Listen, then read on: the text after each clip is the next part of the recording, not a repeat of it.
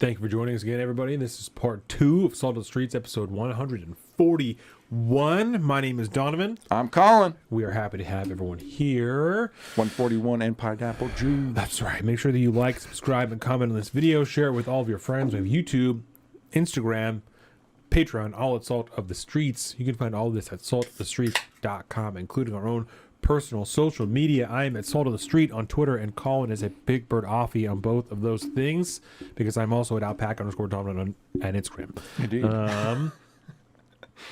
Our sponsor for this segment is Swell Blended. He is the one that is helping me keep this mane controlled. You guys can see it. Got a headband going today. It's a whole deal. I'm busy pouring my beer. Show that those beautiful locks off. Even with the headband. Look at that. We got to keep it contained somehow, you know. Otherwise, it gets wild. Yeah. It gets wild. But I'm liking this. I think this is a decent look. The headband is a decent look. Oh, yeah. I'm very excited about this first beer because I haven't had it since I tasted it a few weeks ago. But this is called the Mind Funk. It is look how clear that is. This is actually a stout. This is a stout beer. And I can tell you from tasting it beforehand, I could tell you it tastes exactly like a regular stout. What does that mean that it's a stout? A stout is a type of beer. Right. They're usually black, but they're very thick, kind of rich, kind of creamy. You know, it's like a Guinness is a stout, right? You've had a Guinness before? Yep. Yeah. Yeah, and you taste that, and it's got all like the kind of caramely notes to it. It's got a dark, thick taste to it, but it's earthy. Should be black. You know, it's earthy a little bit. It kind of reminded me of a mushroom. Like not like this tastes like mushrooms, but just the earthy tone of it is kind of like, It's pretty wild, weird? man. No. I think that's right on. But yeah, it's a fucking wild ass beer because it tastes like a standard fucking dark ass stout, but it's pale as a ghost, bro. It's damn near Bud Light color. It tastes like if you had a mushroom on your pizza and you took it off. You know, it's still going to taste a little bit like mushroom. That's kind of what it's like. Oh, like an onion juice type of situation. Yeah, yep, just like a hint of it. Yeah. You know? Like, I don't like onions, but put them on the sandwich and then take them off because I still want the flavor. And I don't like mushrooms, but that's good. That's a good beer. Nice. That's a good beer. There's plenty more where that came from. That's a nice beer. Have one for me. I'm almost 2 months sober by now. Bilbo doing it. Bilbo. That's a stretch right there, buddy. Congratulations. That's nice. Oh, yeah, it's really tasty too. What's the ABV here? Where it's in there? Oh, it's only 6.6. Oh, that's nice. Good. This can's legit. Yeah, it is very cool. Yeah, it's very rainy days. I don't like a ton of rainy days beers, you know, because so many of them are just, I don't dislike them. Yeah. But they're not my go-tos because there's a ton of IPAs, hazy IPAs, and shit like that. A lot. That's why I think why I'm on the pale ale thing so bad is just I got burnt out on like hazy IPAs and stuff. All the IPAs all over the time. Well, it's the Pacific Northwest. It's a flooded fucking market. Yeah. It's like, I think why I fell in love with my Echoes Brewing. It's because they got an IPA and a double IPA, but then they have lots of other beers that aren't IPA based, you know what I mean? They got a good pale. Yeah, but like when I went to Rainy Days yesterday, it's like they got like 5, 6 IPAs on tap. Yeah. Like, that's too many, man. That's too much. many. It's too many. But they also had a nice amber, which I haven't had a good amber in a while, so I made sure to pick up. Yeah, I got one of those in the Crowler. I'm gonna have to have some of that. Yeah, I like a good amber. Oh, good podcast stretch, baby. Oh, okay. Bless you. Bless you. The dog sneezed. Oh, yeah. I got that. Oh, okay. At least she didn't fart like she did last time. Gassed us out. That was a heavy situation. That was rough. Yeah, my eyes were I was gagging. Yeah. It was not good. Okay, so for part 2, we're going to be talking about some national topics, right? So we're going to start with some COVID, then we're going to talk about some other things and some Virginia, Biden documents, all this type of stuff. So at first, this was a much smaller topic, right? And just over the last few days, it's grown to quite an ordeal. At first, it was really just kind of going to be, you know, the FDA is adjusting their guidance for the COVID vaccine. That now it's going to quite literally be just like the flu shot because that's what everybody is saying. All these corporate media, all this fucking bullshit. Wait, didn't we say that like 2 years ago? No. Oh, no. Those people were all canceled and they were taken out of the streets and murdered. Oh. So that never happened. No. So they're Taken down the street and murdered. they've quite literally said it's just like the flu shot now, that they're gonna, and that's part of why they're doing this spin on the gain of function research now, is because this forced evolution thing is a part of what they did with the flu vaccine to get it to the point that they're at, where they can they push continually it. Yeah, they play push with it through every these year. animals, and they can see which strain becomes most dominant, and they say, well, that's probably the one that is going to happen. So we're going to make a vaccine for that one, and we're going to bing bang boom, we have a new flu vaccine. Yeah, So bing bang boom, we have a new COVID vaccine. That's how they're going to do it every year, and you're just expected to go and get a COVID vaccine every single year. Except there's a major difference here. For one, is because if you were a annual taker of the flu shot, the flu vaccine, whatever they want to call it, again, I don't know if you can call it a vaccine necessarily, but although we just changed definitions now, and I think everything's now a vaccine. I'm pretty sure Tylenol is still it's like an anti-inflammatory vaccine according to the definition, but it's like some years. Because when I was in the military, you had to do it to be force ready. You had to go get we got the nasal fucking gel thing. You had to snort and all that shit. But some years, like it would make me really sick just from that, and I would legit just have the flu shot? for like 2 or 3 days. Yeah. Some years I'd be totally fine. Yes. And then some years I would get the flu later. Some years I wouldn't get the flu at all.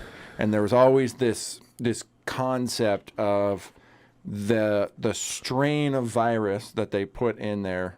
In the shot that year was more close to what was actually being transmitted and spread around, or it was not as similar, and basically it just was a fucking dud. And so there's on years and off years, and you could kind of see that through the numbers. Generally speaking, when it's a bad flu year, they kind of didn't really have a solid fucking directed evolution of the virus at that point. But the major difference here is that when you compare it to the flu shot, which is an annual, it's a detenuated fucking virus.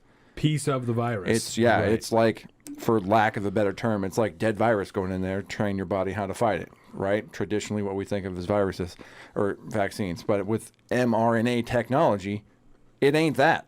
And so they're changing like the DNA of the delivered spike proteins and shit like that to produce some kind of antibodies in your body, which is not, it's an artificial way to stimulate a response, an immune response from this type of shit, which we still don't really understand what we're doing here. So it's similar in the fact that they're just going to make it a once a year deal, but how they're getting to that point and what it is that is still in that fucking vaccine is very, very different from the flu shot. Yeah. And they're going to try their best at this point to just marry those two together. And there's no difference. Just go get the fucking annual jab, baby. Which is really, really great because the CDC is actively looking right now into the connection between people, old people specifically, elderly people, getting the COVID vaccine and the flu shot and then having strokes.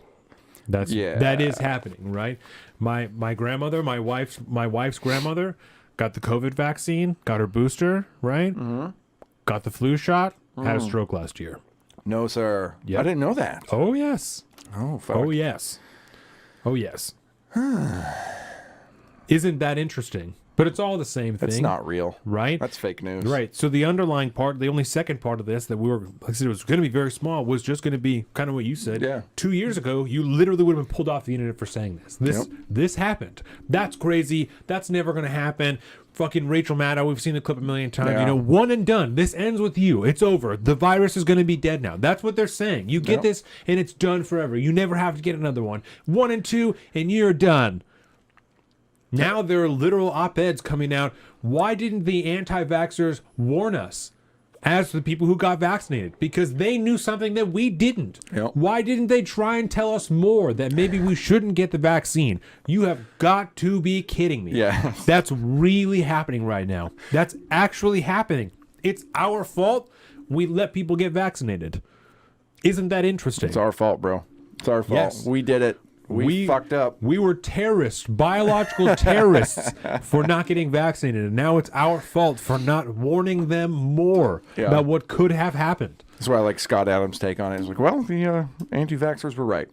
Fuck you. We lost. They were right. They won this one. I'm like, you mean to tell me that somebody who was justifiably skeptical in the intentions and morality of Big Pharma, and somebody who was distrusting of the intentions and morality of the United States federal government's overreach into and their authoritarian attempt to run our lives, was proved in the end to be a more correct stance? And that is a surprise to me. This should harden us all to stay firm the next time something like this happens, and we are part of a group that is acting against what the government says is in our best interest, and they're telling us that we're fascist and we're terrorists and we're all this stuff and we can't be trusted and everyone hates us, right?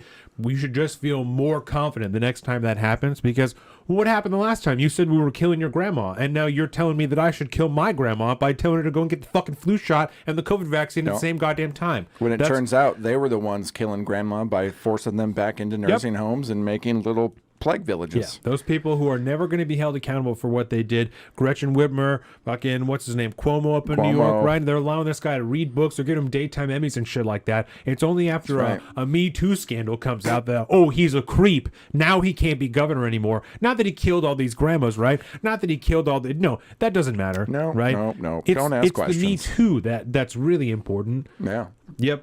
Don't forget, like, where the main retirement... not retirement home, but old folks' home breakout originally began. Right in our backyard. Yeah. Remember that? Like Kirkland or Seattle, somewhere. Yeah, and all them people died. Yep. So there's that.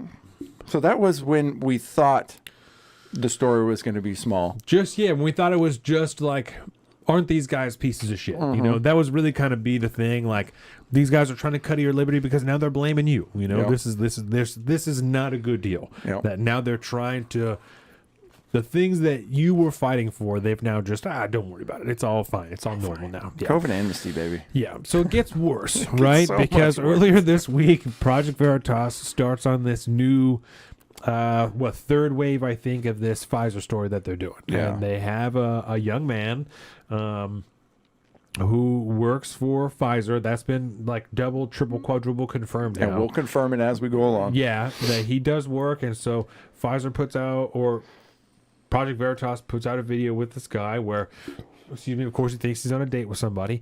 And he's saying all kinds of wild stuff. So he's smitten, bro. Yeah. The thing I think he's doing James what guys O'Keefe, do, right? Yeah, that's what guys do. I think James O'Keefe knows what he's doing, because if you watch Project Veritas videos, right, there is essentially a trailer in the beginning that hits all the key points throughout the video, and then they go back through the entire thing with the narration and all that, which is perfect for situations like this, because we can just play it and we hit all the notes right off the top. Thinking about mutating COVID? Well, that is not what we say to the public. No, don't tell anyone this. You probably shouldn't tell anyone. You probably shouldn't tell anyone. Okay? We're exploring, like, now, you know how the virus keeps mutating? Yeah. Well, one of the things we're exploring is, like, why don't we just mutate it ourselves so we can create unfavorably develop new vaccines, right? So we have to do that. If we're going to do that, though, there's a risk of, like, as you could imagine, no one wants to be having a pharma company mutating viruses. It would be, like, very controlled to make sure that this virus that you mutate doesn't create something like, it goes everywhere. Something crazy. Is the way that the virus started in Wuhan. To be honest, like, it makes no sense that this virus popped out of nowhere. Like, yeah, I know. I suspect works for Pfizer, definitely talking out of his ass, right? According to NPR, he is completely off base and spreading disinformation. There's no evidence of that, you piece of shit. That's right. And he's just a liar. Nobody... I wonder... Hang on a minute. Let me go to the wide shot. I think it'll be in my retweets. I want to show you the video. RT. How do I do that? I got to click on... Oh, profile. There we go. Tweets and retweets. No, that's not what we tell the public. We just do it. Exactly. Hey, look at that one. No context. Touch my camera through the fence.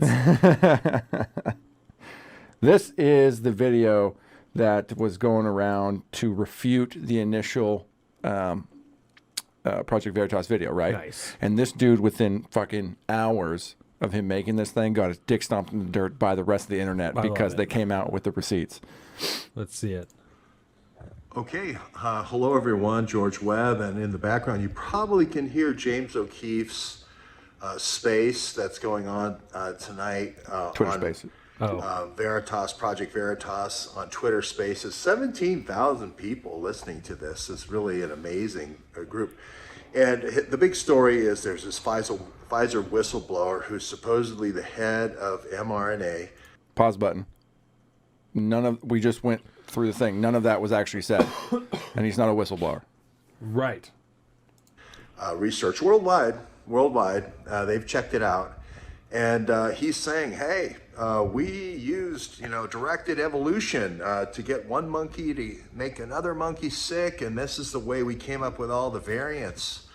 This is the way we're just going to keep selling, vaccines with all these variants. Something along that line. This is the big thing.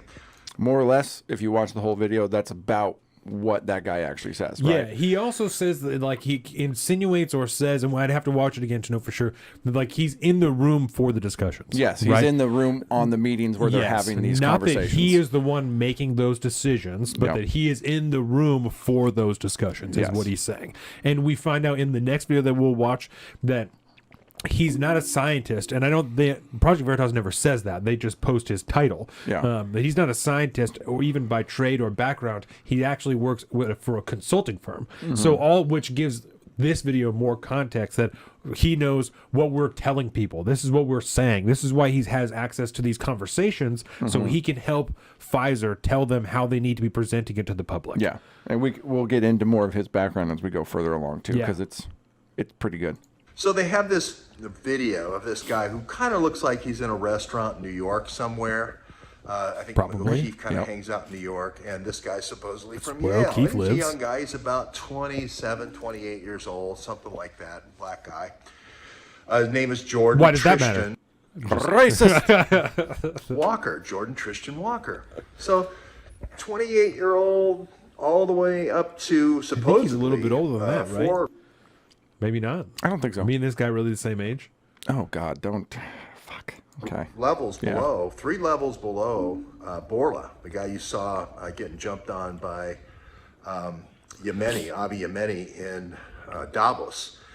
Remember, he that was a good video, by was the way. walking to a all the Davos event, street Borla, the videos CEO were of good. Pfizer, and then Avi Yemeni from Rebel News kind of jumped on him and said, hey, where do you spend your money on your yacht and all this sort of thing. So I think James is reaching here to try to outdo Yavi Yemeni from Canada, Rebel News, because I did a couple of searches on this guy. He's a student at Yale. He went there supposedly from 2009 into 2013, and I immediately found a Yale article where he seems to be a social justice warrior.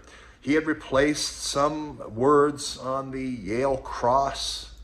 What's really funny is he is actually not making the situation better for him. Then also, what the fuck does that have to do with anything? Because all this really proves later on, once we find out that he is actually who he says he is yes, no, he is an SJW, fucking social justice warrior person that did all this stuff at Yale when he was there, and now he is working with Pfizer under contract, doing what he says he is supposed to be doing. So it's even worse because he's trying to discredit him with this background and be like, well, he can't actually be this. He can't actually be at this position. This is not the same situation. He's just lying. He's bullshitting. Well, no, he is all those things, but he's also, Oh, Jesus. And also, what relevance does any of this have to whether or not he works for this company? You just said that he went there till 2013. That was fucking 10 years ago. Exactly, bud. How does that mean he doesn't work for Pfizer? Yeah, because James, after this came out, James O'Keefe put out the receipts on the background of this motherfucker. Yeah, he did his work. He's in the replies down at the bottom, still trying to get at people. You're a fucking idiot, dude. Kim.com came in there and was like, are you drinking again? You're an idiot. It's an investigative journalist, okay? He did a simple Google search and knows better. Yale Cross. Well, now the guy's been totally like, removed I think from the Google INRI. I chain. don't know what INRI spells or Drew was stands saying for on the Yale. when the second video came out that we're going to watch, that he tried to Google him, and it was the things are changing too fast. Yep. Like that's the most bullshit fucking Google screen I've ever seen. That's the most department or like Ministry of Truth thing I've ever seen in my entire life. Things are changing too quickly. Yep. I can't show you anything right now. Yeah, can't do it. No, I can't bring up any results because I'll go over to Brave browser and search it just fine. Right. Even DuckDuckGo, not Google, right? Yeah. So after this, James O'Keefe put out the tweet, says, we've obtained internal Pfizer documents verifying Jordan Walker as Pfizer Director, Research and Development, Strategic Operation, graduated Yale 2013. So, so he has to be older than that because he'd be 21 when he graduated 2013. So he's got to be like 30, whatever, 31, 32. Yep. Doctor Med at U of Texas Southwestern Medical School. His supervisory reports to Michael Dolstein, who reports to Albert Borla, CEO. So he's only got he's got one supervisor and then the fucking CEO, and sent along the receipts here with his background on where he's actually at. There's his list there. Right there, Director, Research and Development, Strategic Operations, and mRNA Scientific Planning. This is why he doesn't have to be like a hardcore fucking 60-year-old scientist to be doing. No, he's in the meetings because he's the director of strategic planning and shit. This is the organizational structure at the company, so he's in line with all these other people who are number 4s. Yep, there he is down there, and then there's boom, boom, and the CEO right there, not that far removed. And there is his LinkedIn profile. Or no, this is his, what do you call it? His, it's like inner communications, like Slack or whatever, yeah. So there's proof positive. To my knowledge, that's him. To my knowledge, Joseph, he is still alive. Has James put out the video of him confronting the so-called whistleblower yet? Yes. Yeah. That video, that's the one we're going to watch next because that one's fucking crazy. And so here's some pictures of him at the Texas University of Medicine and stuff. Family. So this is him. Him at the school getting the training where he does. He's down here. Those are the receipts, dog. I mean, it's there. Oh, then this guy, he's just talking shit on him. So and then involved at the school. There he is right there with some cheerleading. African dance. Yep, just a bunch of group hugs. There you go. Fucking soccer club. There's his Yale t-shirt. So obviously he's who he fucking says he is, man. He's got the job that he says he is. So awesome. And then what a horrible take. And it'd be like, I'm just gonna stick with it. I'm gonna keep fucking going. Oh, did I not pull up the fuck? Oh, I'm gonna have to pull that up separately. I don't have that video of the reaction. Let me just pull it up real quick. Project Varitas. Oh, of the one from Thursday or whatever. Yeah, when he was confronted. Yes, I showed that to Jordan. And I was pretty high when I watched it with her. And I wonder if that changes things much. And for a minute it did, because she was like, I kind of think that like he's acting. Like it seems like he's acting. And for a minute I thought he was too. And then as it went on, and I was like, no way, this guy's in shock. Like that's why he's acting so fucking erratically. It's because he's in shock. He has no idea what to do. Yes. Yeah. All right. So we'll watch a little bit of this, and then after this fiasco went down, Pfizer put out a letter making a statement about this situation, and then James O'Keefe talking about being pulled off of the video being pulled off of YouTube. Joseph, if I was him, I would have killed myself after this video dropped. I would have gotten in my car and ran away to a very small town in the middle of fucking Nebraska where nobody, half the people don't have internet, and I would have just started a brand new life under some kind of alias. Pulled out all the money that I had in my bank account. Is this seat taken? You work for Pfizer. My question for you is, why does Pfizer want to hide from the public the fact that they're mutating the COVID viruses? Is this real life? I'm literally a liar. I was trying to impress a person on a date by lying. Inception. This is absurd. Don't touch me. Well, this is not. By the way, don't tell anybody. Someone who's just working at a company to literally help the public. I'm a good guy. You really did. Please bring the cops as soon as possible. I'm really very unsafe. Can you please unlock your door? Can you please unlock the door? Give us our stuff. Please unlock the door. Please unlock the door. Unlock the door. We're trying to get unlock the door. Unlock the door. Boom, body check, bro. Yeah. Don't be assaulting people. You like gotta that. watch that later. This video was insane. It's wild, Yeah, dude. this one was insane. So that's pretty much the best of it. The cops do show up at the end. This is the inception part I was talking about. Right in the beginning, yes, he starts to get suspect because this is the second date he's gone on, and that's why my inception part. Just check this out. Does Pfizer not want the public to know that you guys are doing directed evolution? Bro, what is going on here? It kind of feels like an interview. I don't know, it's freaking me out. Coming these like flashbacks to that like sting organization of like those conservative people who would like randomly go into organizations and then like befriend people who work in these organizations and then report them, which happened to people at Pfizer. So it like freaks me out when people start asking a lot of questions about work. It's just Really? Oh, I'm sorry. Yeah. Bro, why are we back on this company? Because I just want to know the answer. I'm not probably recording me. Oh my god, Jason, that'd be horrible. You better not be recording me or something like that. Yes. So the dude knows Yeah. he's fucked right now because his hackles are up. He knows what's going on. And then all of a sudden, James O'Keefe walks in. Oh, man, this is not real. Yes. Shit. Oh. Yeah, no, I think that he was in like a legitimate fight or flight, and that's why he's like, I don't feel safe. I want to leave, but I don't want them to leave because I need to try and control this situation. Yes. But also I need to get the fuck away from these people because they're recording me, and anything I say to try and adjust the situation, like I lied, right? I was just lying. I'm a liar. That's what guys do. That doesn't help, right? It doesn't improve the situation. So anything he does is only going to make it worse. But also leaving would make it worse. And he thinks, I don't know. He's obviously scared because, which is what he gets. Yeah.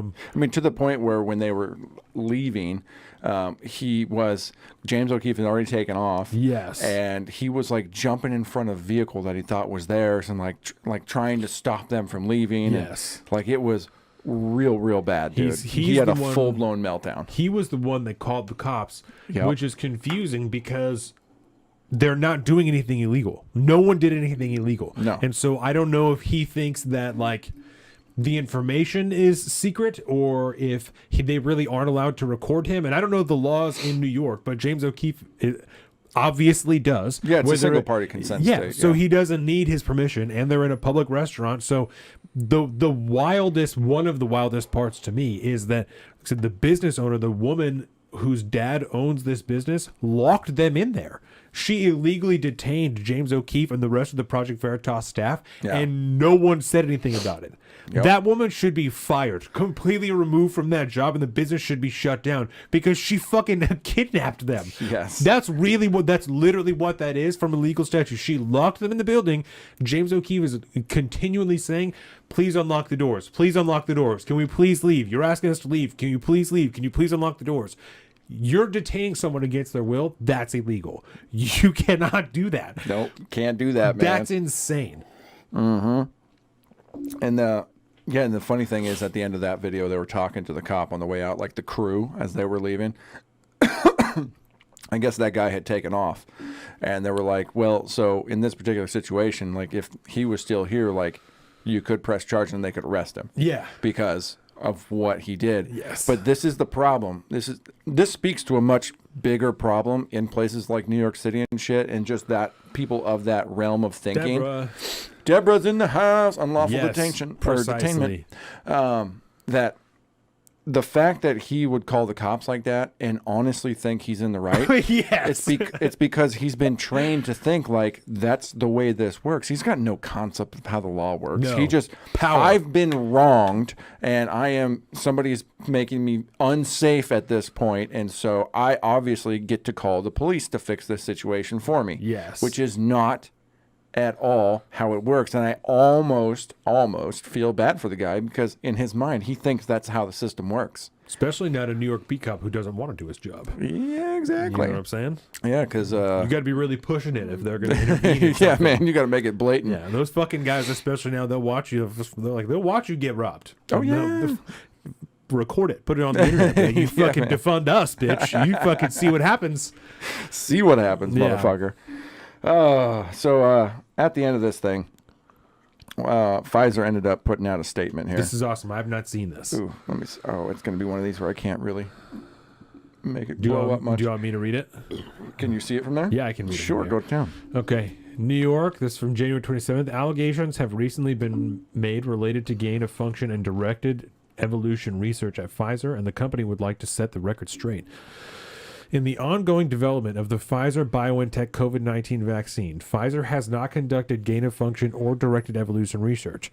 Working with collaborators, we have conducted research where the ongoing SARS-CoV-2 virus has been used to express the spike protein from the new variations of concern. This work is undertaken once a new variant of concern has been identified by public health authorities. This research provides a way for us to rapidly assess the ability of existing vaccine to induce antibodies that neutralize a newly identified variant of concern. We then make this data available through peer-reviewed scientific journals and use it as one of the steps to determine whether a vaccine update is required. So what they're saying there is that they're taking new strains that come about naturally, and they are testing the current vaccine against those strains to see if it works or not. And then they share that data. That's what they're saying. Yep. In addition, to meet U.S. and global regulatory requirements for our oral treatment, Paxlovid, Pfizer undertakes in vitro work, Jesus Christ, in a laboratory culture dish, to identify potential resistance mutations to Nervatrevor, one of Paxlovid's two components, with a naturally evolving virus. It is important to routinely assess the activity of an antiviral. Most of the work is conducted using computer simulations or mutations of the main protease A, non-infectious part of the virus. In a limited number of cases, when a full virus does not contain any known gain-of-function mutations, such virus may be engineered to enable assessment of the antiviral activity in cells. So they're saying... That's a suspect statement right there. Okay, let me read it again, and then we're going to talk about it. In a limited number of cases, so just a few times, when a full virus does not contain any known gain-of-function mutations. So when it hasn't already been fucked with, such virus may be engineered to enable the assessment of activity, of antiviral activity in cells. So it sounds to me like what they're saying is if we get a strain that hasn't already been gain-of-functioned, which sounds like they're saying a lot of these viruses do have evidence of gain of function in them. Interesting, right? Then we can engineer. Then we fuck with that strain so that we can make an assessment of the antiviral activity in the cells. Yeah.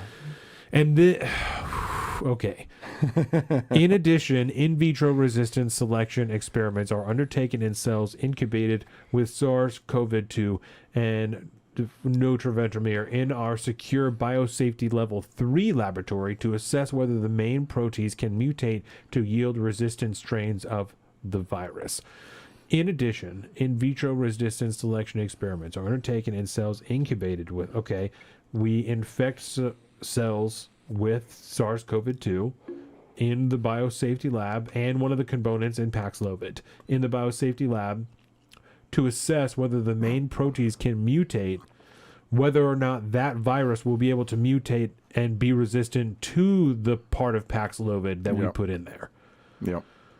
So they're watching it to see if it evolves to adapt to that. In dishes, not in animals, is what they're saying. In vitro, in It is important to note that these studies are required by U.S. and global regulators for all antiviral products and are carried out by many companies and academic institutions in the U.S. and around the world. We're not the only ones, in other words. Fact-based information rooted in sound science is vitally important to overcoming the COVID-19 pandemic, and Pfizer remains committed to transparency and helping alleviate the devastating burden of the disease. So that's their statement to say, you know, we're fucking with the virus, but we're not doing gain of function or directed evolution. And in the first video with that young guy, they had sections with Robert Malone sliced in there in the end. And he said that the animal, the monkey thing that he described is one of the forms of directed evolution that they use. Yeah. But he didn't elaborate on the other kinds. Yeah. So, and it sounds like they collaborate with other partners that do this kind of thing anyways, even if they're not doing at that specific facility. It's, according to their statement anyways, it sounds like they may not be having the monkeys in the lab. It sounds like they might be just doing everything in a petri dish, but still engineering the virus at the facility to... that's why I don't like that, because they drop the term directed evolution or gain of function for directed evolution, and then talk about engineering a portion of the virus. Well, so you're still fucking with it then. Like, you're engineering a portion of that. The non infectious part, they say. Yeah. So I don't know what that means. I'm not a fucking scientist, but it doesn't sound good. If you're going to, why would you drop that term there and then all of a sudden change that to engineering? Like, you're still fucking with it at this point. If it hasn't been fucked with before, and then we fuck with it. Okay. But you're using engineered at that point. You're not using another term, which is much more red flaggy. Right. So, I don't know. I mean, really again, and do you take this company Pfizer on their word? I mean, it still sounds like they're doing sus-ass shit and then just trying to use all this kind of technical language to say, this sounds really normal, man. And we don't fuck with that. that. It's required by federal law. Yeah, and many other companies do this here in the U.S. and around the world. So, like, I don't know why you're coming at us, bro. Which sounds to me like we're at the point of the conversation where we, as a country, decide whether or not we want this type of research to be done. Yeah. Right? And that's, I've heard a lot of people, I think Russell Brand was the most recent one, like, we're not even being asked as a society if we think this is what we should be doing. Yeah. They're just doing these things and opening up for the potential that other viruses are created, or that they're making new strains themselves that could potentially get out, that could whatever. Zeke in the house. Shout out, big guy. Zeke! We're talking about Project Varitas COVID right now. Yep. And maybe this is one of those things like Neil deGrasse Tyson said on the PBD podcast. You know, it's implicit consent because of our social contract that we have together with each other for public health. This is that? Just buddy. Oh, fuck you. That was I'm surprised you haven't seen that clip roll around. That was an amazing segment of that podcast. They, you know, because Patrick brought up the idea of COVID and the vaccine and stuff like this, and Neil deGrasse Tyson goes fucking off with all the standard state approved talking points and shit like that. And you know, and that was one of his major arguments when it came to public health, is we have systems in place, and this is, you know, as being a part of the United States as a citizen, you're born into this social contract that we all have signed implicitly by being citizens of the country, that this kind of work is allowed to go on, and that this is the way we do things, and this is why we have the systems in place. So perhaps that's what we're talking about here. If we need to be running these incredibly dangerous population-ending experiments potentially, then it's, you know, it's just... You signed up for this, it's even a though social we didn't contract, ask you. bro. Yeah. Like, what if... That's nice. Yeah, I mean, what if Ebola came around, if we didn't have a virus or a vaccine for it? Then we should be doing Ebola tests in our fucking lab somewhere in the middle of fucking massively populated cities. That would make sense, right? Even John Locke, dude. A tacit consent indeed. Oh, yes. Indeed. Yep. Indeed. Yeah. I have a solution for all this, bro. Let's just bring all the gain of function out into space. Let's just do that. I mean, at the very least, the middle of the goddamn ocean. At the very least, the middle of the goddamn ocean. I mean, if you're gonna do Just it, build a super lab. Put it in the middle of the ocean. Antarctica. Yeah, That might be a thing. People can come and go once a year. Yeah. Put it in Antarctica. That might be a good thing. Even if it does get out, it fucking dies. So Yeah.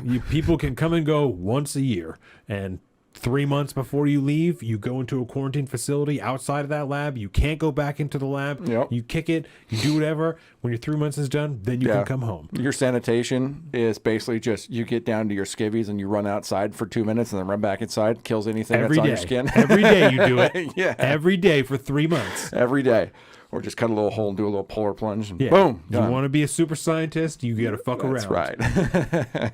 Well, I'll give you that title. So Oh, you can be yeah. a super scientist. We'll recognize it as legit. Yeah, dude, we'll give you a belt and perhaps a Nancy Pelosi level cape. Oh, yeah. Did you see your cape pick the other day? No. Oh, it's so bad. We'll tell restaurants about you. So there's a super scientist about to come in here. We need to make sure that he gets a Right. fucking table. He doesn't want a table next to the bathroom. No. A table out here. Okay, so one last video here from Project V. Because their video got pulled off YouTube, right? Yes. Yeah. The one of the guy freaking out? Or both of them? I believe both of them. Dude. I'm not. See, the thing is all this Fucking stuff lives YouTube. on Twitter at this point, so I don't have to go to YouTube. The one has 22 million views. Bro. Which is way more than it would ever get on YouTube. Oh, hard, yeah. Oh, I can't wait to talk about Crowder's YouTube numbers. So, Do you know? You have YouTube receipts about just- his YouTube numbers?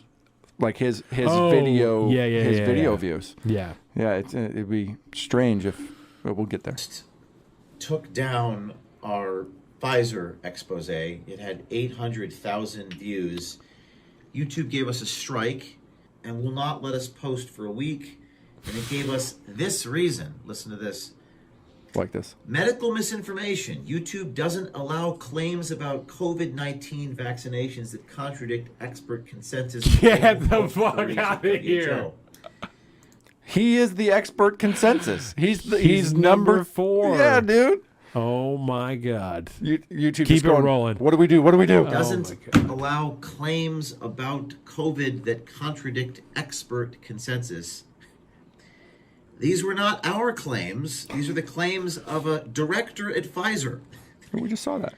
I really think it's third world that big, massive corporations team up with big tech monopolies to target journalism in these United States. It's just wrong.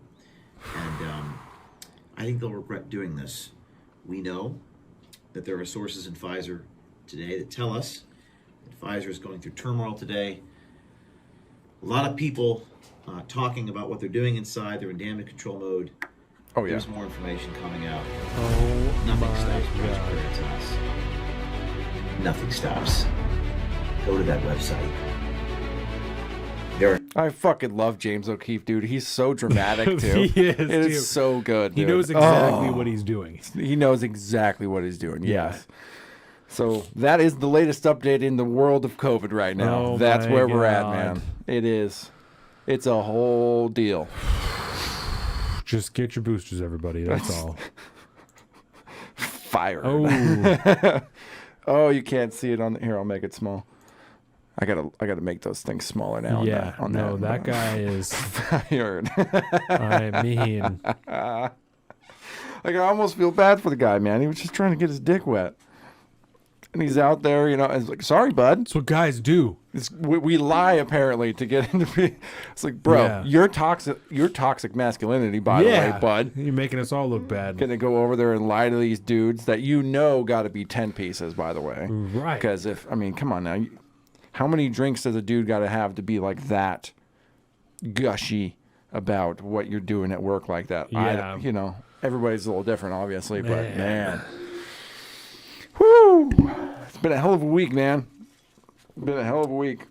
This was a fun one to follow. It sure was. Sure was. The fact that the left came out so hard to defend someone who is saying they are doing things that even put the left's life at risk, it's really telling. Yeah. They're like, no, it's okay. It's okay. We can make sacrifice. We eat each other all the time. It's okay. We cast each other out in the wilderness all the time. It's okay if a bunch of us got to die so that Pfizer can make money. It's not a big deal. That's wild. It is fucking nuts, bro. I just fucking clown world. Okay, all right. Let's get back to the rest of the demise of the republic, shall we? Yeah.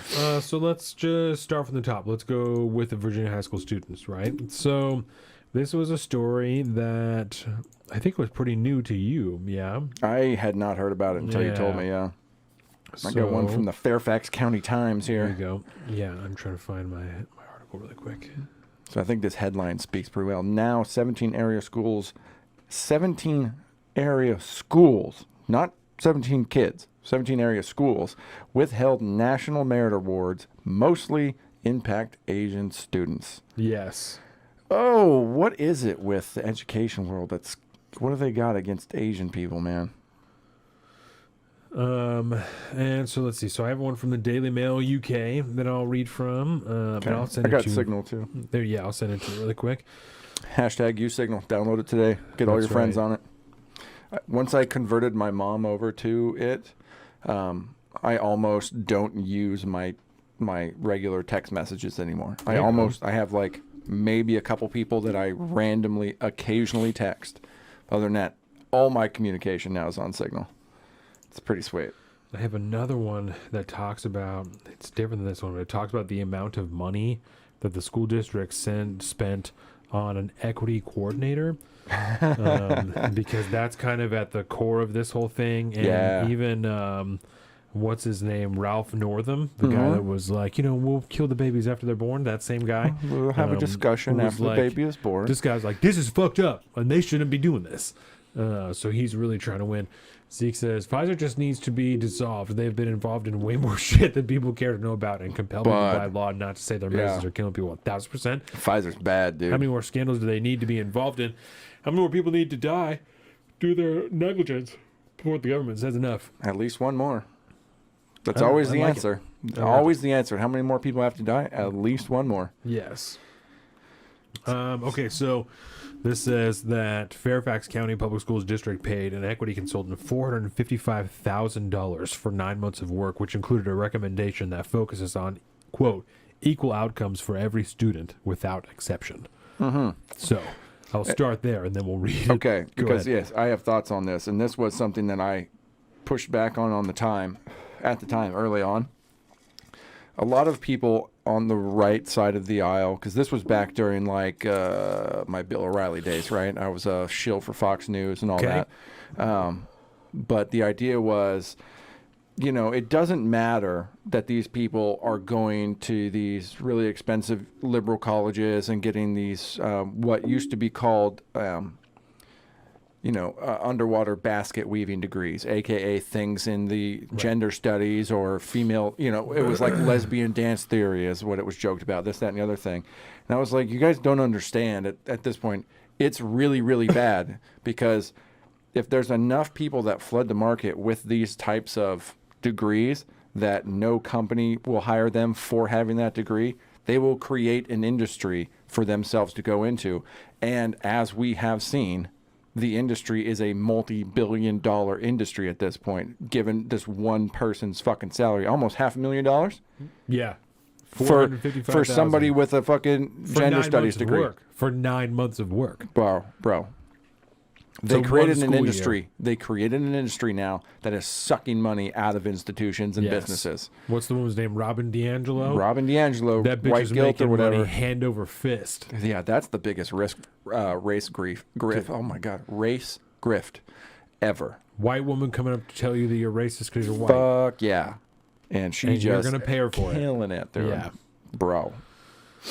Yeah. So yeah, that's not good. Okay, so Daily Mail UK, right? So one of Virginia's top education officials denied accusations that at least 17 schools under her jurisdiction withheld handing out merit awards to protect the feelings of students who didn't receive them.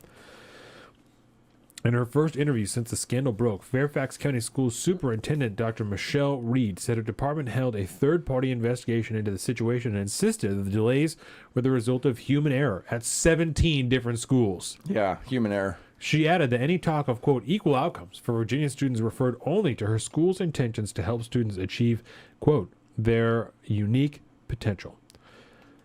Virginia Governor Glenn Youngkin has said the schools denied students a golden ticket for college admissions by delivering news of merit awards too late for kids to include them in their early decision applications. Reed characterized Youngkin's golden ticket comparison to being an inaccurate assessment of the weight the awards carry. She also said that perception from Youngkin and some parents that the schools were bent on making sure all students received equal outcomes, which Youngkin called maniacal, was also not accurate. What I mean when I talk about equal outcomes is the opportunity for each and every student to achieve their unique potential. We celebrate each and every one of our students' unique contributions and achievements, and there's absolutely no division-wide effort to withhold recognition or not to honor hard work and achievement. The allegations first surfaced when parents of the Thomas Jefferson High School for Science and Technology, the top-rated school in the country, said administrators confided in them that the awards had been intentionally withheld to avoid hurting students' feelings. Administrators, right? That means people at the top of the schools. Are telling parents that. So the superintendent is saying these people are lying. Either that or the parents are lying about what the administrator said. Since then, parents at 17 schools across Virginia, predominantly in Fairfax County, this one county, all overseen by the one woman who hired a equity consultant, almost $500,000, right, have reported having news of merit awards withheld. National merit awards. Hey, let me ask you a quick question. Yes. Relating to that woman's salary again. Yep. It's a $500,000 salary. Fuck. What kind of raises could you give to the teachers in those districts if you were to not pay this woman $500,000? Gangbusters, dude. How many school supplies that those teachers are going to buy out of their own pocket would be supplemented by her salary? But we care about our teachers. Okay, sorry, carry on. I just wanted to make that point. Virginia Attorney General Jason Miyares has launched an investigation into the allegations, and Governor Youngkin has proposed a law that would bar schools from withholding information from students. Reed said Fairfax had a third party conduct its own investigation. We did initiate a third party external review of the situation, she said, noting the investigation found human error was to blame. She also said the schools were working to notify any colleges of any student awards that weren't noted on their applications. We committed to contacting all the colleges and universities of the early action, early decision schools that otherwise our commended scholars might not have been that Jesus Christ. We committed to contacting all the colleges and universities of the early action, early decision schools that otherwise our commended scholars might not have had that information to notify, she said. That's not a good sentence. No. It was written by a Brit. I thought that I had, yeah. Virginia mom and author Asra Nomani, whose son's merit scholarship was withheld for an astounding 2 years, blew the whistle on schools' actions last month, and it had since been learned that officials in other schools did the same. Nomani was seen at the protest procession outside the school earlier this month. She, with dozens of others, demanded that action be taken against officials who decided to keep parents and students in the dark. Let it be known that we are not for fake meetings. We are for real action, Nomani said, visibly irate over the school's decision to keep the awards under wraps. Nomani was the first to break the story on allegations against Fairfax County and now Loudoun, which is the same county where the guy in the skirt raped the girl and they were allowed to go back to a different school. And then her dad got fucking assaulted by the police. Thomas Jefferson, director of students. So obviously Virginia is just totally dope, right? Super the thought fucked. of equal outcomes for both disgusts and terrifies me. Just a little thought on the subject, and you should know why. Precisely. So let's just take a moment, right? Because there's some element of truth to the fact that like they were able to notify the schools or do whatever. There are scholarships that these kids were not able to try and apply for because they didn't have information about this earlier, right? My big concern about this is not this particular situation, but this is just the beginning of what is going to continue to happen. Right? Oh, yeah. And these are national Merit Scholar Awards. This isn't even like a county thing, something small. This comes straight from the top, right? So it's kind of my question about this and why I'm not. And it's being done with your tax dollars. Like you know what I'm saying? At the core of it, this person was hired through the district, and so they're being paid with district money, which comes from your property taxes predominantly. Exactly. So the money you're having to pay every month when you pay your mortgage, right, is going to pay this person who is potentially going to withhold going to potentially instruct or suggest that teachers withhold awards from students who are succeeding over other students to try and save the culture of the school itself. Yeah, because I'm like, in this article, like my point of contention right now is they're not really making a very adherent point in what is actually happening. They're doing it in a very long, roundabout way by hitting point throughout multiple paragraphs when they didn't do really any sum up at the beginning to really explain this lady, this person, was it a dude? I can't remember who it was, but yeah, this person that's holding that position is withholding on purpose merit scholarship, merit awards that would get people scholarships on purpose to bring equity to that school. That is that's the overall through line, correct?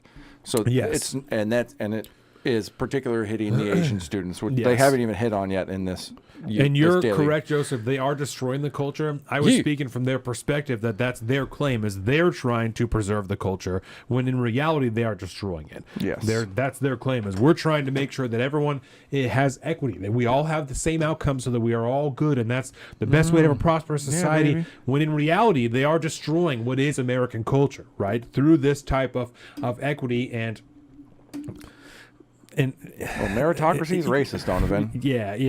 This type of I'm trying to think really careful about the way that I want to simply just this type of structure is not good. I just didn't want to put too many qualifiers on it. So it's very damaging. Yeah. These are the teachers who grew up and everyone gets a trophy generation. Probably. I'm from that generation. It's not a good, Me too. Yeah. It was a good long clip where that was the way of things. Yeah. Unfortunately. I mean, that's pretty much So this says, Mayars told Fox Business Tuesday that in Fairfax, the district paid an equity consultant $450,000 to ensure equal outcomes no matter what, even if it means treating some students purposefully unequally. He added, "You hear the word equity all the time. Equity without excellence is actually emptiness. It doesn't really help the student at all. It actually divides us." It's true. That's just a funny way to say that. The National Merit Awards are only given to 50,000 of 1.5 million high schoolers who score well on the PSATs, and they can help students compete for scholarships, honor accolades, and college admissions. The state investigation is looking into the administration's decision to withhold the National Merit Scholarship Awards. Excuse me. And if it violates the Virginia Human Rights Act, because there was also most of the students that it was withheld from were Asian, and that's another aspect of this is. Announced in the probe last week, Mayars condemned the school's actions as the state launched an investigation over alleged anti-Asian bigotry, because, like I said, most of these students were Asian, which is seems about right. A continuing trend of education, different facets of the education system, intentionally discriminating against Asian Americans because they're fucking too smart. Like that's the reality. Like not letting people into colleges because they're too large of a percentage of the minority class that's going into it, and we have to make room for other people. Now withholding fucking rewards from people they're getting from the top down because they're Asian, and not just because they're Asian, but because Asians happen to be at the higher end of this, getting more awards and accessing these Ivy League colleges at too high of a rate, according to these equity consultants. Yeah, and that begs the question, right? Because I would hate to be the guy that's like, well, this is racist because look at the percentage of demographics that are being cut, right? I'm not saying that. That's that's generally speaking, that's their rules, which I think is why it comes up as a conversation point from somebody like us who we don't agree with any of it.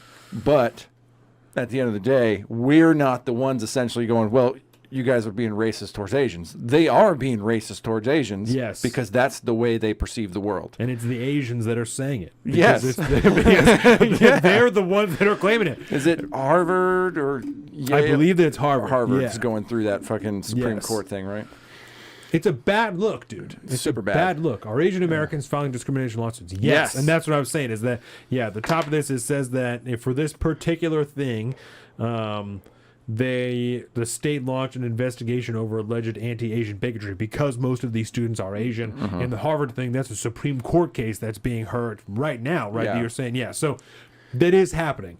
Yeah, and that's being put up there by Wild. a group of I forget what it is. It's I some believe, yeah. kind of Asian coalition, if you will, Right. some kind of group like that. Anti-Asian bigotry, whatever. Well, fuck, even in Seattle, we talked about that story with the homeless shelter that they're Dude. trying to put in, what do they call that? The The international district, because they right. don't want to call it Chinatown. Right. But like all these like Chinese associations are getting together and fighting against it. Like, you guys Yeah. are being fucking racist, man. Why do you got to put this in our neighborhood? Yeah. No, Joseph, you're right. I'm not ranking the races right now. It's an offhand comment. I'm just Yes. No, We'll just say no. any culture that values education and hard work, very forward thinking in the family unit will tend to do better. yeah. And that's something that culture tends to do. It's an off-color comment that I made. Yeah, you fucking racist. You're Look at you. Call him out, Joseph. Call him out. Yeah. Yeah. Yeah, what is it with fucking Virginia, man? What is it with Virginia? They are just not. It's too close to the capital. It's too close to the capital. Yeah. dude. Well, and a lot of the capital people live there. It's not good. Yes. Their culture demands their work ethic and act 100%. Yeah. Yes. So the question you guys should are be right. acting. You guys are right. It's the culture. Yeah, you guys are right. I know. That's it. We got it. We got it on tape. Listen, I have tons of Asian friends. I'm just, Oh, Jesus. I love this. I love this show. okay. Fucking So, Virginia. do you want to talk about Biden documents first or the California shootings first? Biden documents? Why not? Okay. All right. So since the last time we were here, I'm pretty sure that when the last time we were here, they had found the second set of documents, or maybe it was later that day. Either Yeah. way, if not, we found a second and now third set of documents in Joe Biden's house. Yeah, it was. They had found the second set, and I think we had just heard about the third set because the morning of the last show, we heard about the third set because we couldn't really talk about it. Yeah. Because they found the third set, a separate person found the third set on the same day. They found the second set in the same room as the second set, like his home office, his library. Yeah. But because the first person wasn't qualified to look at those documents, someone else had to come in, and that's when they found more documents. So these good ones, deal. these documents, apparently some of them date all the way back to the time that Joe Biden was a senator. Yeah, so we're buddy. not even talking about before, these were vice presidential documents, and even then he definitely didn't have the ability to declassify these documents and take them and place them in his own home. Now, if we're talking about shit from the time that he was senator, even regardless of what committees he was on, he definitely didn't have the clearance to declassify them and take them back to his house. Yes. Even if he had the access to view them in the Capitol in skiffs or something like that. It should be noted too, like when we say it goes back to Joe Biden's time in the Senate. That's This true. could go back multiple decades. He was in the Senate for decades before he was vice president. Yes. This is not like, well, he was a senator 8 years or so before vice president, which would already be damn near 20 years anyways. But we're talking like this dude's been in he's been in the Senate for a very, very, very long time. He was there because it was a Senate hearing where he was grilling Thomas Sowell, correct? Or not Thomas Sowell, Clarence Thomas? Clarence Thomas. Yes. And he was a senator back then. Yes. So, I mean, we're going way back in the archive. Which set was in the garage? That was the second set, right? So they found the first set in the Pence, or Biden's- the Penn Biden Center, right? That was the first set when they were clearing things out. The second set, the Penn Biden Center for Chinese Foreign Investment is what we call that here. The second set, they found one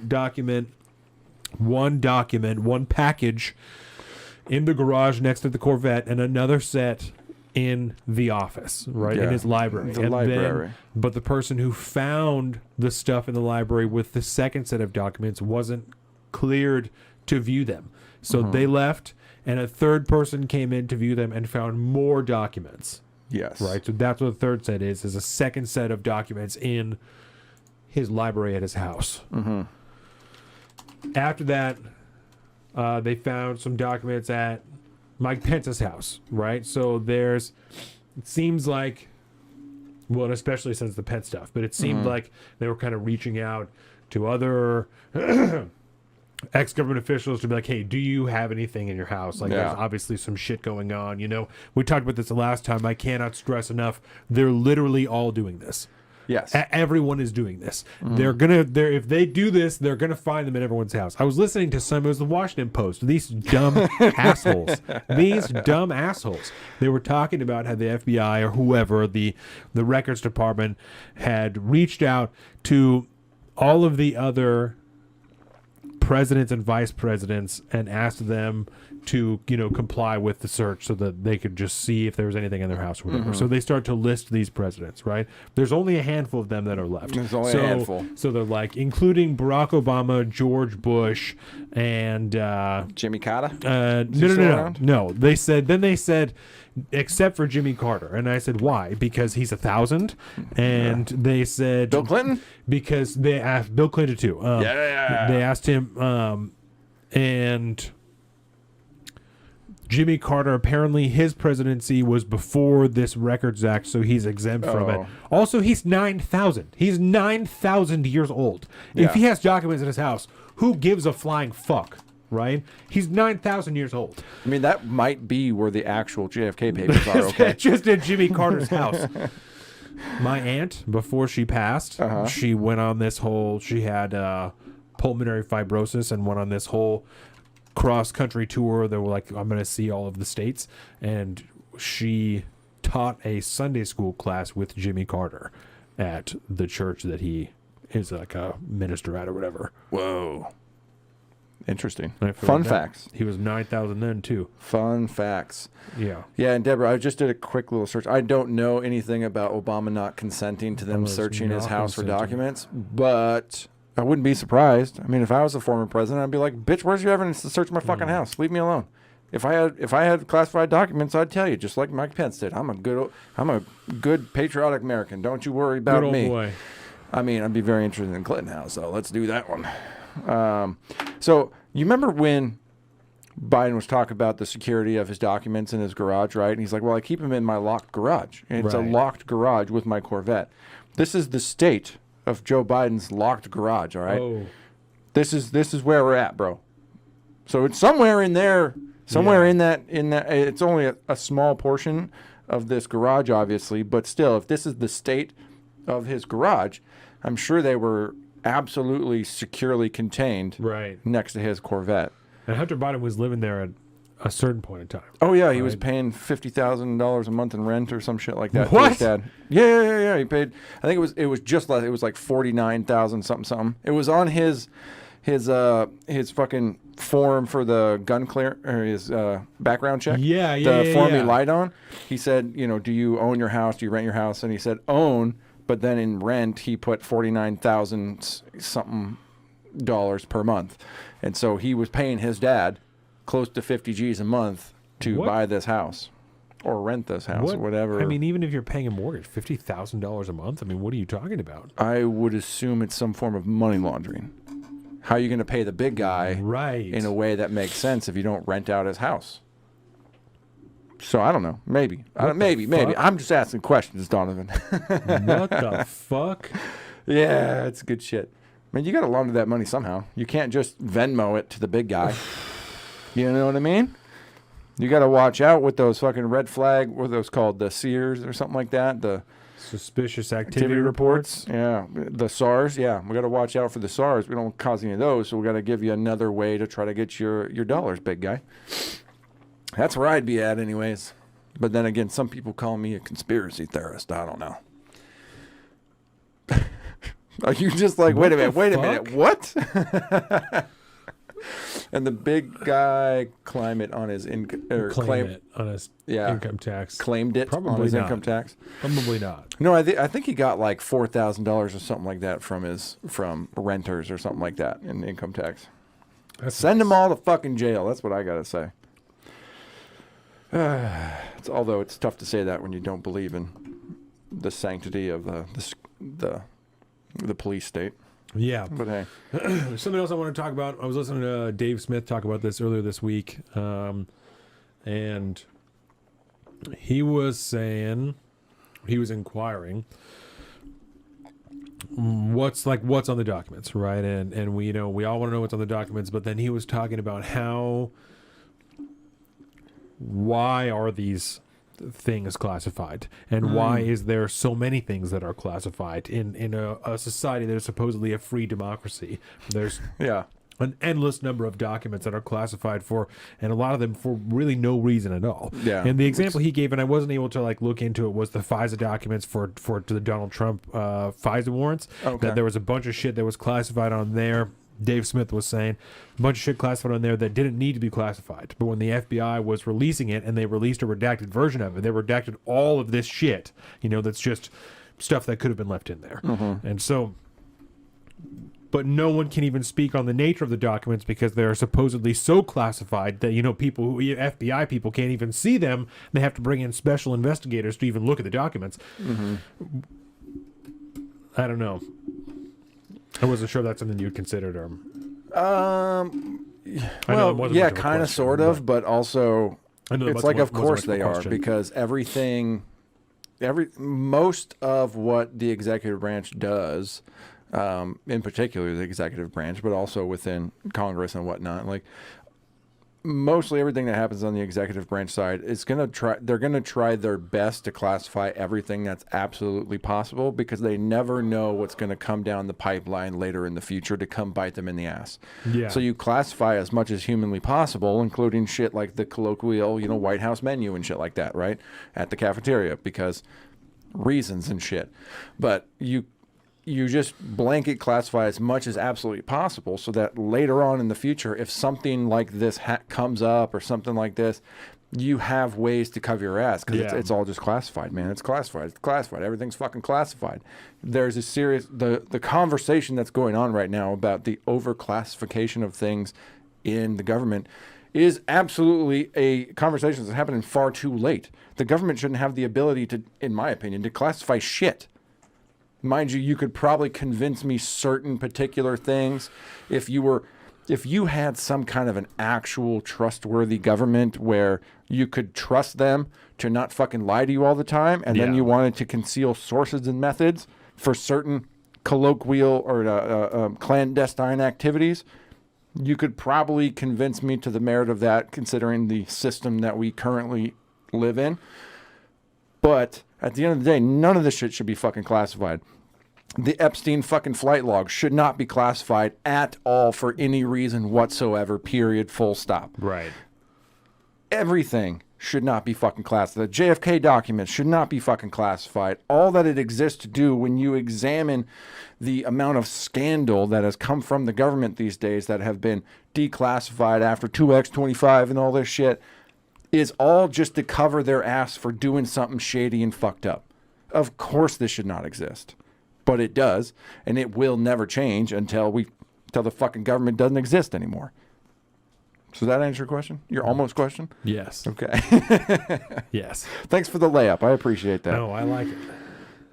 Yeah, it's a problem, man. Overclassification is a serious problem, and I'm glad there is some kind of conversation around it now. Yeah. So let's talk about Zeke's comment, right? I find all this very interesting. He's been in government work for 50 years, and no one knew until now. Seems odd. Seems maybe he pissed someone off, or the Democrats have got what they wanted from him, right? So he's dried up, man. He's used up. So I have here, are we thinking there's various parties involved? There's some people that are trying to tank Biden and some people that are trying to protect him, or what? Why is this happening? This is a question for me to answer? Yes. It's an open Let's discussion question, okay. because we talked last time. I told you I hadn't really thought too much about it. Joseph had said that he thinks that, or at least at the time, he thought that the Democrats, like Zeke said, are done with him. So they're ready to tank him, and they didn't have another way to get rid of him. I told you that I kind of think they expected him to die, and he didn't die. And now we're at the point, because I was listening to Old Your Mom's House and stuff like that, and everyone during the 2020 election was saying, there's no way that he makes it 4 years. There's no way he makes it the full term. There's no way. And we said the same thing. I'm still betting it. My money's still on that stack. We got time, baby. Because we're in 2023. Yes. And he's talking about running again, right? Good luck. I think most people probably thought he was going to die before this time, and then Kamala would take over, and then we would have a separate discussion at 2024 of, is Kamala going to run again, or are we going to pick somebody else and move forward, right? Yeah. And die, I don't know if I would have said die, but at least that was certainly a big possibility, or at least have to retire due to like medical concerns or something like that, right? He'd have to go out because he can't do the job anymore, which obviously I think is 100% the case right now. But I think it's a very good theory and possibility. I think there's a lot of merit to that situation. He's done what he needed to do to get them to the point where they are now. They've got a lot of their big fucking omnibus packages with all their bullshit slammed in there. Yes. We got the IRS stuff going on. We got the we solved the fucking train problem by letting Congress just say screw them. But thanks, Pete. Thanks, Mayor Pete. But at the end of the day, now that there isn't a one-way street in Congress, I mean, more or less there's just a single speed bump at the beginning. Right. But we're looking at legislative gridlock at this point. Anything that could be done by executive order can be done by anybody that's in the executive chair. And so we don't really need him anymore. He might be more of a liability, which I would argue, if I was Democrat, he's more of a liability than wild shit. Exactly. He just says shit sometimes. He's more of a liability than anything else at this point. He doesn't help. The only thing that would give me trepidation into thinking that is absolutely their 100% plan and goal right now is to get him out because he's just a liability, is because they have no one to fill the void.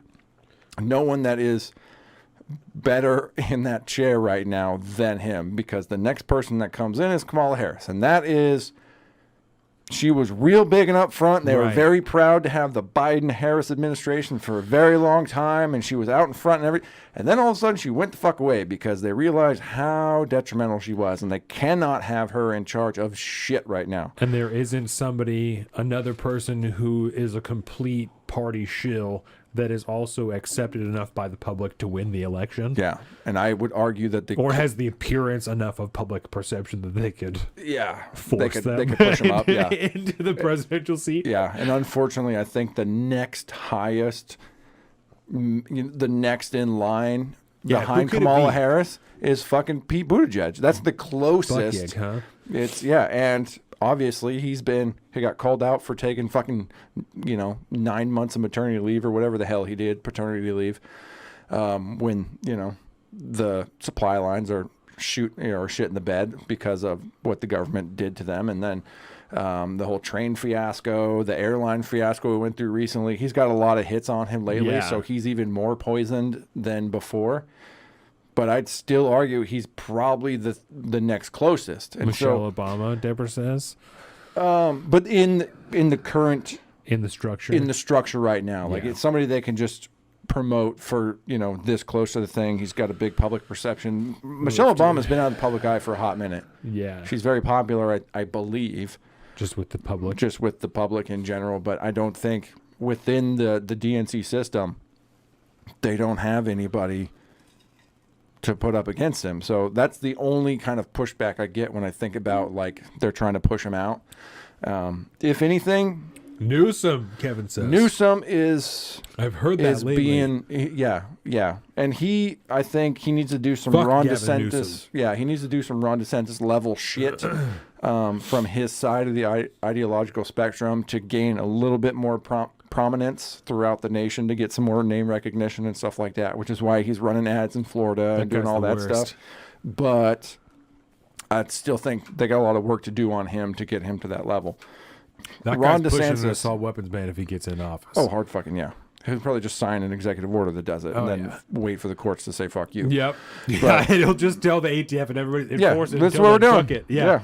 But I mean, we'll put it analogy wise, right?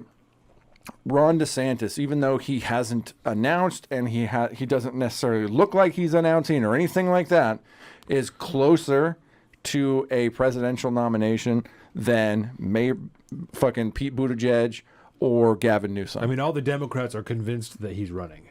Exactly. They're convinced that DeSantis Biden? is running. Oh, yeah, DeSantis. The Democrats are convinced that DeSantis is running and he's going to challenge Donald Trump. Yeah. Crystal ball, if you ask her, man, she's the leader. Right. Or he's the leader.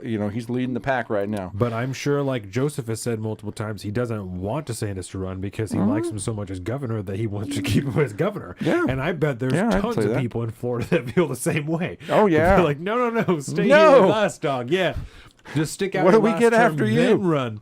That's why I always said, man, you can't just, it's not free Florida, man. It's not the state of free Florida. Kamala and Newsom run together. Do you think that Sorry, I just threw up a little bit. Thanks. is it- Kevin. is it possible that the left could tolerate a biracial, biracial woman running behind another white man?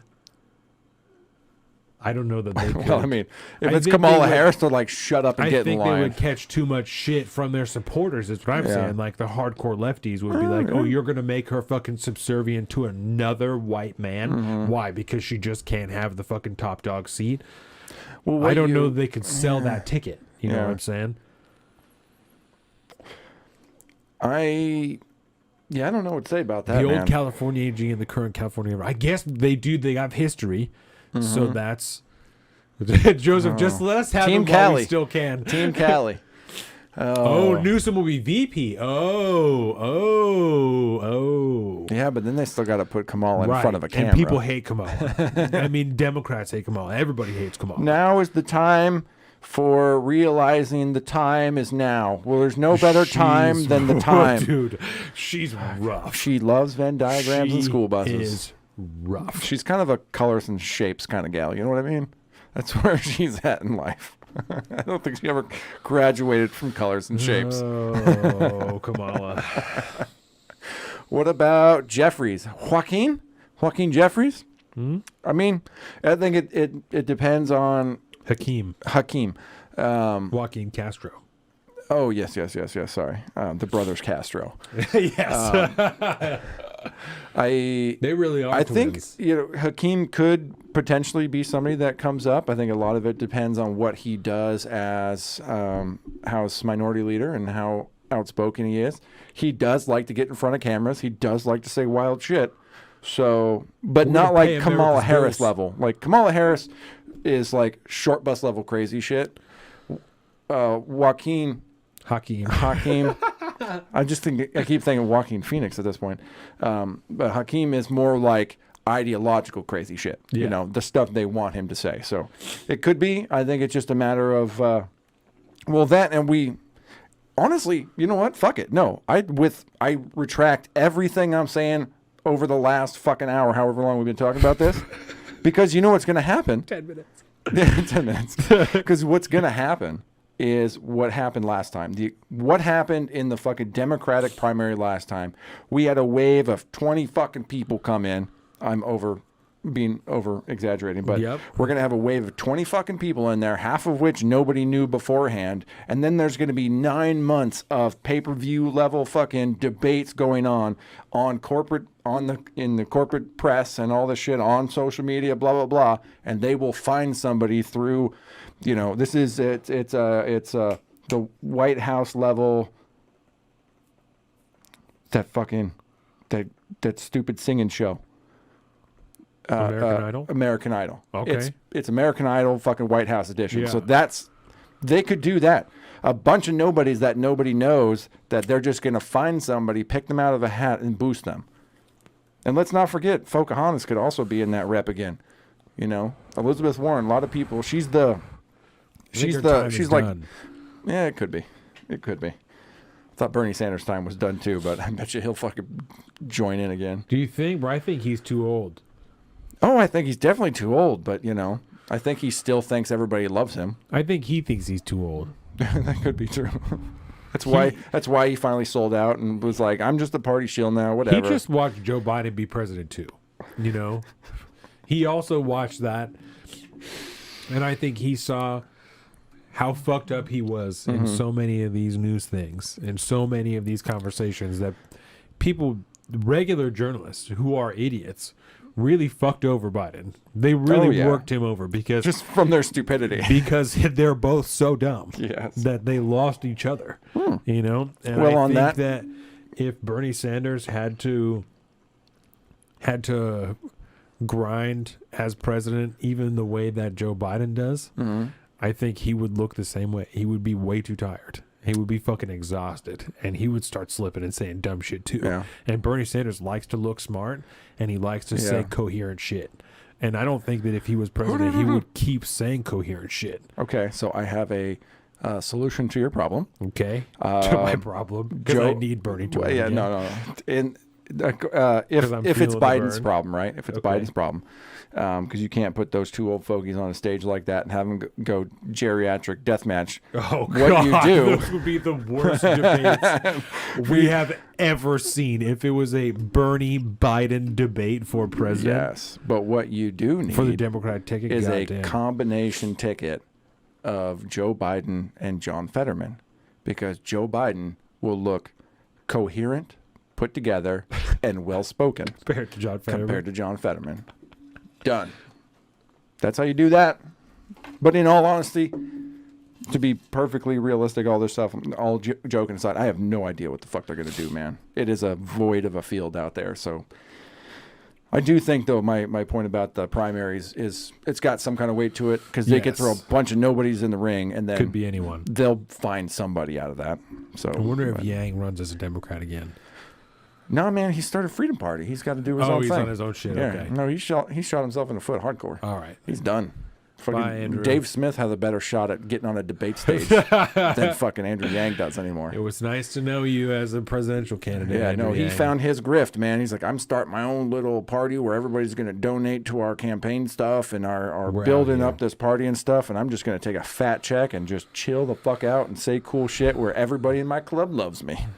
All right. It's a good grift. I like it. Good for him. Shout out Andrew Yang. Kevin says, think about the left's ideology. A man letting a woman lead will make everyone on the left celebrate the pair and not realize that they will be incompetent. Could we see the return of A.B. Klobuchar? I don't think so. She didn't know the name of the president of Mexico. I forgot about that. So I don't think that they'll let her go again because she didn't. And that guy has a cool name, I'm pretty sure too. So it's like Obrador. That's his name. Obrador. Yeah, and they have an acronym. Manuel or something. Yeah, they have an acronym that they call him too. I don't remember what it is, but because he's got 4 names, so they turned him into an acronym. When did that happen? Was AOC the beginning of it? Oh no, it was RBG. Yeah, Ruth Bader They've Ginsburg. been doing it for a while. It's not good.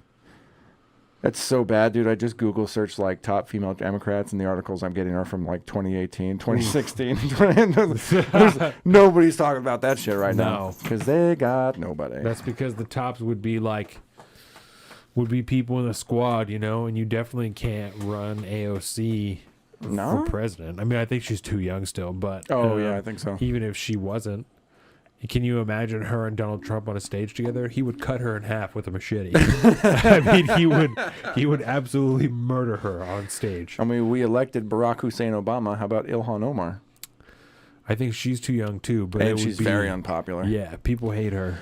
Except for the people in fucking Minnesota. You know, her constituents really like her, which doesn't surprise anybody when you look at the demographic of the people that are there. But precisely, Kamala has there. I couldn't believe that she got to be fixed the VP border, now man. because she had done nothing. I mean, she had locked a ton of people in jail, and then was senator for half a term, and then was vice president. And But that was the easy part, though, because the vice president is essentially, unless you're Dick Cheney making side deals before you run, it's essentially a powerless position that gets you nowhere and does absolutely nothing. I don't even know why technically it even exists anymore. She's got to vote with the Democrats for a few years in the Senate. Yeah, is running the Senate. That's the whole... Just to split. That's the whole deal. But what was the point I'm going to make? Come on, there's no... Oh, yeah. As somebody that makes no accomplishments like that, you can start to groom them to take over. Yeah. But she drastically failed at that. And then she's terrible. And then, you know, she did a great job on the border, though, which is fantastic. So if your VP is an all-star, you can groom them to take over after 8 years or after 4 years if you need a clutch guy to come in. Yeah. Or you have a fall guy for when everything is shit in the bed from the executive branch. You have something to blame it on, which that's where she's at right now. Yeah, she fixed the border, right? Kevin fixed the border. Kevin and Deborah should know that. Kevin's in California, Deborah's in Texas. Oh, so yeah, bro. You guys know, right? Just fix the border. It is top tier right now. It's running efficient. Yeah. Biden finally went down there and was like, hey, border's running good, boys. Yeah, I think doing a good job. I think Kevin's in Northern California, though. But either way, I don't know where Deborah's at in Texas. Either way, you guys know. The border's fixed. Border's fixed, bro. That's all thanks to Kamala Harris. It's so fixed. FEMA's getting involved to take care of all the massive groups of illegal aliens across the border living on the streets during the wintertime in Texas. What caravans? What are you talking about? What are you talking about? Deborah said no, she did not. Kamala's out for sure. She has a tremendous opportunity to be in the public eye, and the silence is deafening. However, let's be honest, silence actually helps her. It absolutely does. Yeah. School buses and Venn diagrams. At least she found her happy place. She knows that she can just cackle and say, I love electric school buses, and I really like Venn diagrams. The ones with 2 circles, the one with 3 circles, they're all really cool. They're so awesome, aren't they? Kamala Harris she's cashing checks, and she's got more security than she had before. And when protesters or migrants show up outside of her house, she just says, hey, clean that up. I got to go to work tomorrow. And when she gets up in the morning, it's all of them are gone. Imagine that. That's real power right there. Some people with batons and bulletproof vests have come in and beat the shit out of them, and they're all gone now. They literally had a better life when they sent to Martha's Vineyard. Yeah. What a wild time. What a wild time we've all got to enjoy together. Everything's, like I tell you every day at work, everything's going great. Yeah. We're in a really good spot right now. Even our boss, he's in his 60s. Yeah, and he was just like, what a crazy time. I love it, man. Gets down on Dan Bongino. Yeah. We have talks about that. I love it. It's good stuff. Well, they're bosses. Those guys are wild. They are. They're fucking wild people, man, and it makes it really fun. I love them. California, huh? Yeah, you know, California. That's a thing. Okay, let's talk about California shootings, right? Because there were. I think there was another one last night. Oh Jesus! They're balling out down there. I thought California banned all the guns. Yeah, now there's studies that are showing it's centralized to just a few urban areas, like big cities, that most of these murders are happening in. It's like, I'm so shocked by that, you know? You're telling me there are entire counties in the United States where there have 0 murders for years at a time? That's insane. I can't Fargo, fucking believe that. Yeah. I watched that movie again recently. Fargo. Yeah. It's so fucking good. I've never seen that movie before. Oh my God. You would really appreciate it, I think. It might be up your alley. Yeah. It's a great film. I've heard good things. Yeah. It's good shit. North of San Antonio. There we go. Do you get to see the SpaceX rockets when they launch? I mean, I don't know how far away you could see those. Yeah, because I know they're all the way down there by the coast, but San Antonio's probably relatively-ish, close-ish. Can you see the smoke trails going through the sky? Because I assumed that they still launched out of Florida. I didn't know they launched out of Texas. SpaceX is, down Tejas. I didn't. Well, they down Tejas. That's really interesting. Yeah, they got a whole fucking. That's where they're always doing their shit, down there by the water. It's pretty dope. I watch most of the launches on Twitter, to be honest. I'm such a shill for fucking space stuff. I know you are. I love it, even though I have a serious problem with Elon Musk right now and free speech on Twitter. Hashtag free the quartering, but hashtag free Brittany Venti. But what he's doing with SpaceX, I think it's out of a fucking sci-fi. These are the movies I watched when I was a kid, bro. Like, I love that shit. I love SpaceX. It's one of the most incredible things that we've ever experienced. I can told watch you guys on the show that I saw fucking The Starlinks. I saw Starlink outside of my house Yeah, one time, bro. and I was like, "That's the wildest thing I've ever seen." Yeah, to dude. know what that is, and to know that there are people around the globe being provided internet through this when they're being oppressed by their governments. It's like that's one of the coolest things I've ever seen in my whole life. Is Freedom boner. Yes, is that series of satellites. Yeah. That's incredible. Dude, I love the fact that I can sit there on a live stream with multiple camera angles on this fucking rocket, right? Excuse me, watch it. Car strapped to it and stuff. Well, I mean, there's a lot more than that. Dude, wild stuff. I could watch it from fucking liftoff, enter into orbit, detach the fucking thing, do its payload or whatever, and then watch it come all the way back down to fucking Earth and land on a fucking ship in the ocean or at its fucking pad down there in space. I could watch it all as it fucking happens the entire fucking time. And every time it gets out there into orbit and you see that fucking thing like that, I'm like, fuck you, flat earthers. Yeah. But I'm a huge fan. I will watch that over and over and over again because it's so cool. And it doesn't take that long. No. You know? No. The Like whole when they process. There was one they launched something way deep out into fucking space, and I was like texting you about it one day because this like rocket was just fucking cooking. It was just cooking in fucking space, and it's like cool to think about like how heat like dissipates and shit like that, or it doesn't in the vacuum of fucking space. Yes. Because shit don't work like it does down here, you know what I mean? And so you think of space being super fucking cold, but also shit can get really, really hot and stay really fucking hot because there's no way to dissipate the heat. But like, and I'm watching like the speed on this thing until it like gets out of range, and it's fucking cooking, bro. It's like tens of thousands of, like, it's just, I'm like, that's not even real, dude. Sorry. Okay. So let's talk about some shootings now. Bring it back down. Yeah. Yes. Okay. Let's end it on a low note, baby. So this first one happened on the Lunar New Year, right? Is this the Monterey Park? Yeah, Monterey Okay. Park. It's the video I had pulled up of the disarming. Yes. So I have an article here from the LA Times. I'll send it to you so that we can look at it, and then we can look at that video. Oh, hopefully they don't ask me for money. They did not from me, but yeah, the LA Times is a fucking sneaky one, bro. Every time I see an article or whatever, what the fuck? Don't do that. We got internet? We're good. Fucking power to the the lights flicker, guys. Jesus Christ. Oh shit. Sometimes living out the boondocks. So maybe I should get some Starlink and chill for Elon even more. At least we have a candle. It's not going to help the internet. Authorities have identified the man responsible for a deadly shooting inside Monterey Park dance studio as we're not going to say this guy's name. He was 72 though, which is wild, right? Yeah. Died of a self-inflicted gunshot wound in a strip mall parking lot near Sepulveda and Hawthorne in Torrance.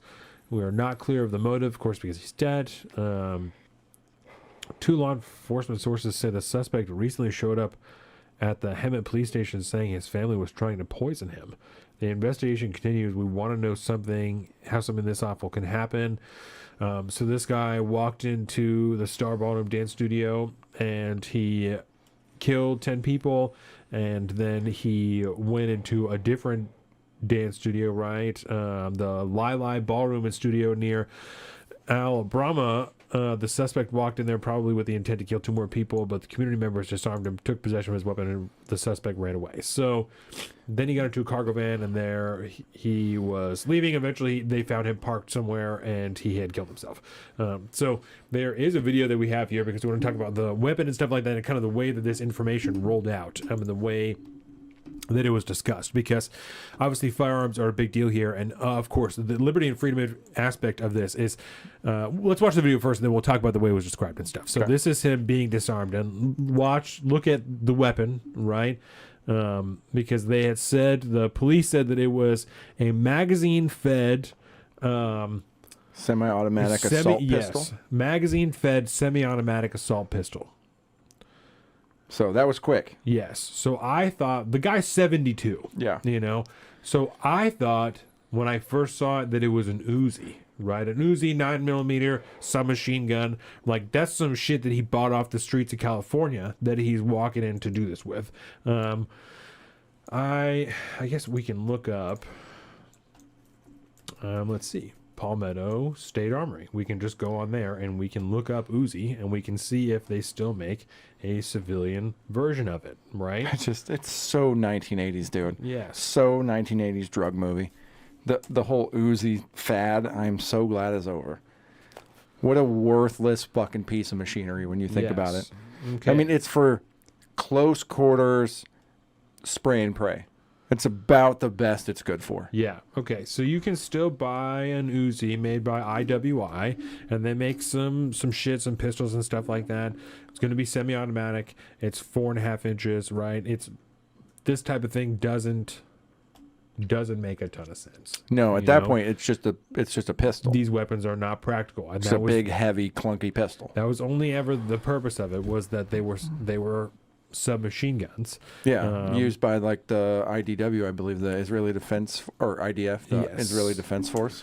Yeah, we can look up Mac 10. It's a great waste of ammo, Joseph said. Amen. Precisely. Yeah. So let's see. So I'm just on Palmetto State. No Mac 10. That's not. You can't buy a Mac 10. They don't make these things anymore. They were outlawed during the assault weapons ban of '94. And by then, nobody cared to have one because they're fucking useless. Only made them for 3 years, from 70 to 73. So if you if you have this 70 to 73, yes, wow, yes. So if you have one, odds are you got it off the black market. Yeah, there are potentially other companies that are making them now, but the original manufacturing, was 70 to 73. Good Lord. So, I mean, and they were like cheap ass things. It was like stamped metal and just thrown together shit. I mean, it was garbage. It was a very, very popular gang weapon in LA in the 90s. Yeah. Yes, precisely. The Tech 9 and the Mac 10, as well as the Uzi. So was a a Glock with a switch. Yeah, precisely. Probably slightly okay. better So you make, can see at the end of that thing, there's an enormous homemade can, like a big homemade suppressor. Apparently, this guy was making a bunch of shit in his house. We had tons of homemade suppressors. They're saying that he's maybe making the firearms too. And they're like, he had hundreds of rounds of ammunition. I was talking to Jordan last night. I was like, can you imagine? Said if someone had to write an article about my office, that would be a problem. I said, can you just imagine how it would look? So because with them, they're like, he had hundreds of rounds of ammunition, and we can't believe it. Don't come to my house, bitch. And that's I just like, can you fucking imagine? And then we had the whole conversation about the Turner Diaries and stuff like that. And I was like, I can't even buy that book because any list I'm not on right now, I would immediately placed on if I bought a copy of that book. Yeah. Like, so it's I also just why never read it. I appreciate you never asking me to buy that book for you. No. No. I don't need it. I don't need it. Yeah, that's healthy.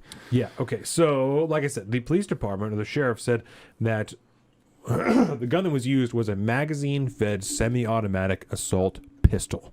Right? Made up words. This term doesn't mean anything. It's the first time that I've ever heard that term before. Okay. Yeah. I told Jordan last night, I said, if I had to pick what an assault weapon would be, right? Because there isn't a description for it. So it would have to be a machine gun. Like it would have to be a machine gun, like a proper automatic machine gun. Because if you're going to lay an actual assault on somebody, you need some form of suppressive fire, and semi-automatic fire is not going to be as good as you want for an assault. Like it's not going to do it. There's a reason you need a line of dudes with semi-automatic weapons to put down suppressing fire, because you need that amount and duration of fire. You need something that is generally going to be a belt fed, right, or has some form of even a drum magazine isn't going to last that long in a fully automated capacity like that. Right. To maintain suppressing fire, which is meant to suppress a target so that you can move safely while they are suppressed in cover, you have to have a consistent barrage of lead flying over their fucking heads. And that is not going to do in a fucking 30-round magazine. Period. What they're saying doesn't make any sense. No. Right?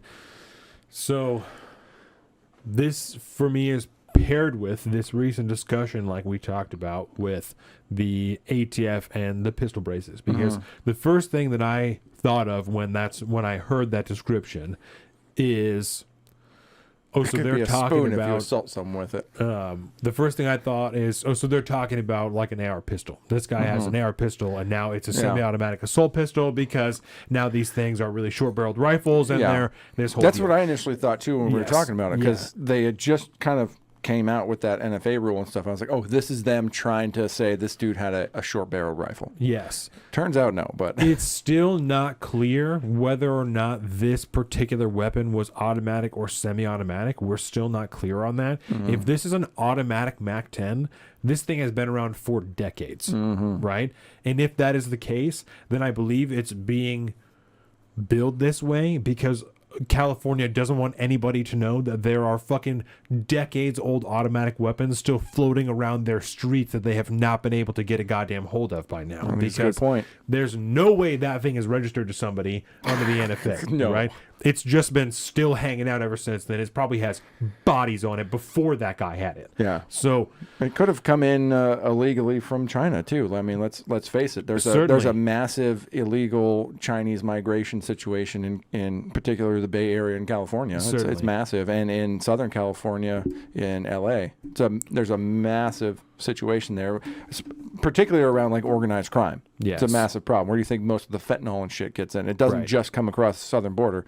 It comes in through California, and that easily could have been smuggled in along with a group of, illegal immigrants, or, at that point that's human trafficking. right. Which, who knows the situation behind this actual facility? I mean, why is this guy going to dance halls and stuff like this? This could be. I mean, I'm literally just pontificating and guessing at this point, but like given the nature of how the Chinese human trafficking market goes, this could be some kind of facility for that. Maybe this guy was a victim of human trafficking at one point and is being taken advantage of and was like, I'm gonna fucking blah blah blah. Who knows? We don't know. We have no idea, and we will never know.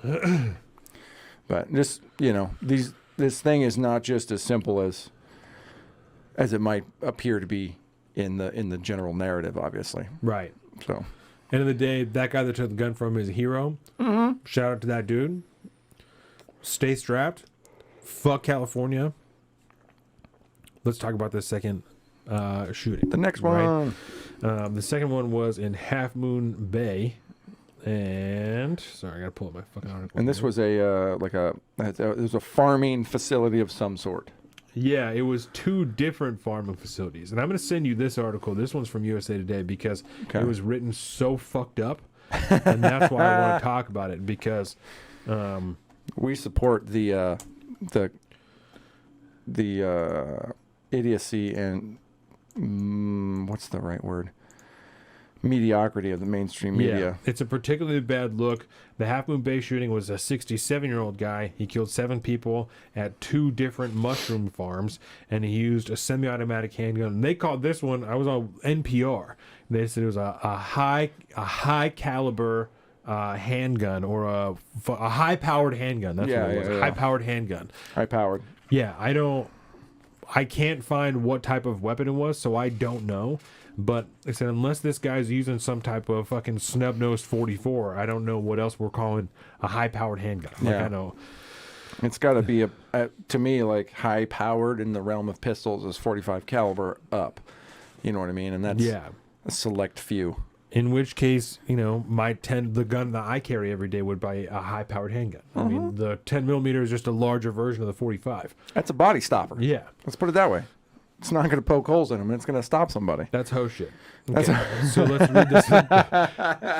Let's read this article really quick. You can't just say that. That's hoe shit. Hoe shit. The suspected gunman in 2 separate mass shootings in California this week both had semi-automatic firearms, weapons that gun violence experts warn mass shootings are increasingly used in deadly public attacks. Magnum. There you go, Joseph. That's true. Right. Okay, so you got to pay really close attention. I know that the people that are listening are into guns at least a little bit, if not a lot, right? Semi-automatic weapons automatically reload, but require a shooter to pull a trigger to fire a shot. Okay, so they don't automatically reload. No. Right? It's not right. They chamber another round. And it continues to get worse. Okay? Yes, okay. So they'll pay really close attention to these words. I see why you right? picked this article. 22 of the 66 mass shooters who killed 4 or more people in a public place from 2012 to 2022, so that's 10 years, used AR-15 style semi-automatic rifles, according to James Densley, co-founder of the Violence Project, a non-profit research center, right? This is the second statistic. That's a significant increase in the 123 mass shootings between 1966 and 2022, which is a significantly larger time than 10 years. Just 5 shooters used semi-automatic rifles. But in the first statistic, they said that from 2012 to 2022, there was 22 shooters that used semi-automatic rifles that used AR-15s. But then when they expanded it to 1966, which again is a larger time, the number goes down. It's not the point they're trying to make. They're just trying to pick bigger numbers and go, this is bigger. So how could less people have used AR-15s in a larger period of time? 22 of the 66 mass shootings. That's also why they don't do numbers. That's why they do words. 22, yes. 22 Because shooters it's between... spelled out. If you're just listening, 22 is spelled out in alphanumeric characters. Then 66 mass shooters is in the number 6. So they don't want you to see 22. Right. They want you to see 66. But even then, it's like, okay, so over the course of 80 years, it was 123. But what I'm saying is that in the second statistic, they say it was only 5 shooters in a larger time period than in the first one. They say there's 22. So when they expand the statistic to a larger period of time, the shooter goes down. They fucked up. How could it be less? It's an editorial mistake. It's supposed to be 2012 fuck them, from 1966. That's not what it says. Fuck you. That's not what it says.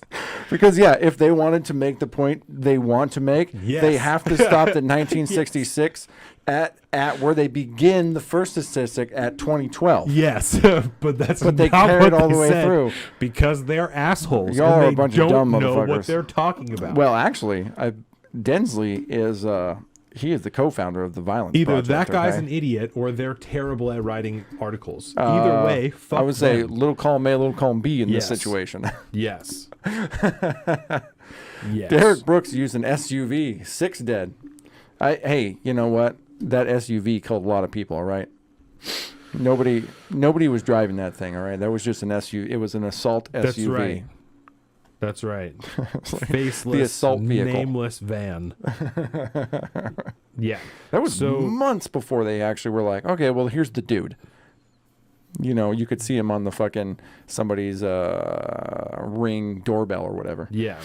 So if you scroll down a little bit, it talks about the... That is a huge fuck up, by the way. Isn't it? Isn't it just? Most people are just going to read it and go, oh, yeah, And that's a huge increase. I read it last night, and I said, Jordan, let me read this to you. And I read it to her, and I said, Wait did you hear that? And she was like, what do you mean? I said, listen really closely to the numbers, right?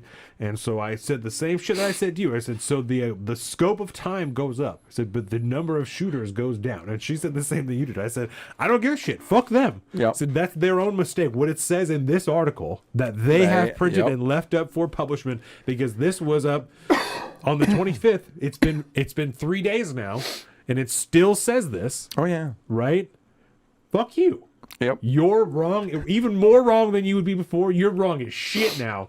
If I was not against live stream math, we would figure out the percentages there and really show how fucked up this is. But yes, because if there's a percentage of shooters that would have used that that, as they would put it, the AR style semi-automatic rifle over that course of 88 fucking years or whatever it was, and it would be a certain percentage, and then there would be a percentage based off the 22 of the 66, blah blah blah, over that period of time. And they also, but we're not going to do that because They also we drink beers and are They on the also internet. don't mention that in that time from 66 to 2012, there would have been a 10-year gap where they were fucking illegal to buy. Oh, So yeah. only the people who had them.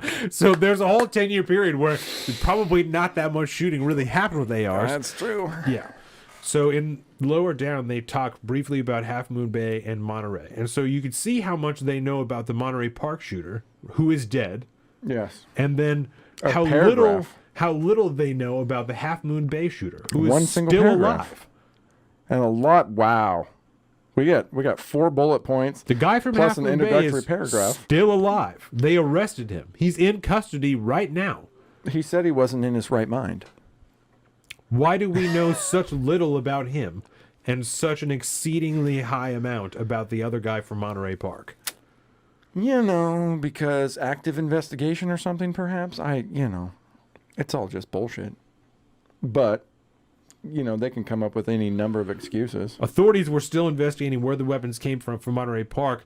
Luna initially said he believed the firearm used in the shooting was illegal in California. He noted California, quote, has some of the strictest gun laws in the country, but the legislation has changed over time.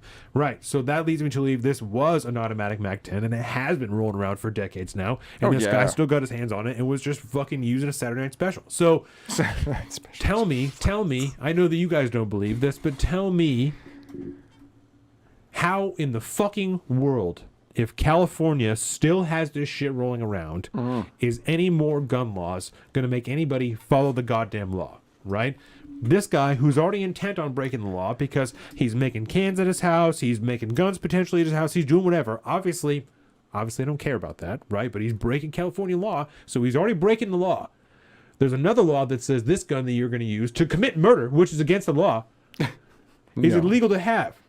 It obviously didn't deter him. It didn't cause him to use a different weapon because it was already legal. So explain to me, someone not in the audience, because these people don't fucking believe this line of thinking. Someone out here who's watching this, please explain to me how in the fuck that's going to make anything better. People who are already intent on breaking the law, why is another law going to stop them from doing this? Why is that going to make anything better?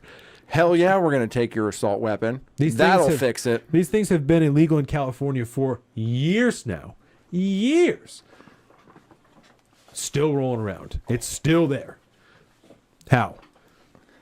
Joseph Garrett, if they had the ability, they don't, to take every gun in America, deranged individuals will still commit acts of atrocities.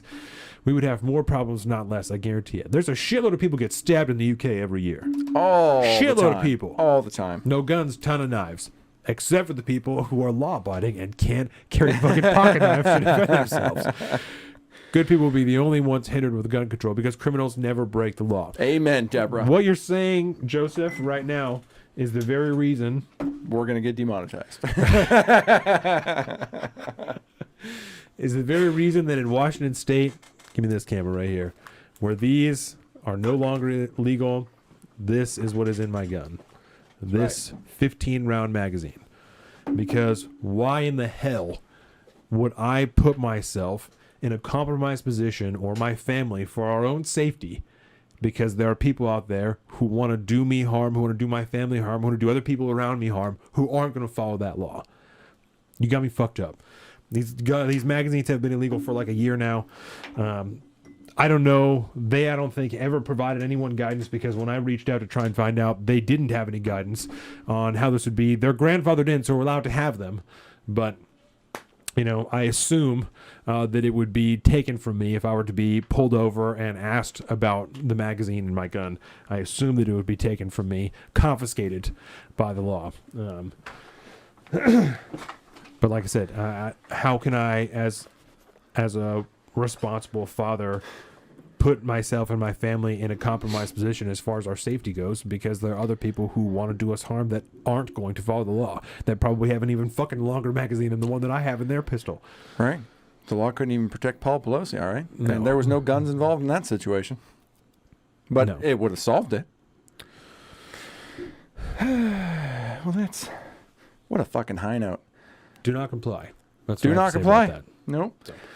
So I told you on Drinking Bros, Dan Holloway made a quick statement on the NFA rule situation, and it was as simple as do not comply with this. Do not comply with this. You have rights as American. And then he went on for a minute or two, but ultimately it was just, do not comply with this. This is ridiculous.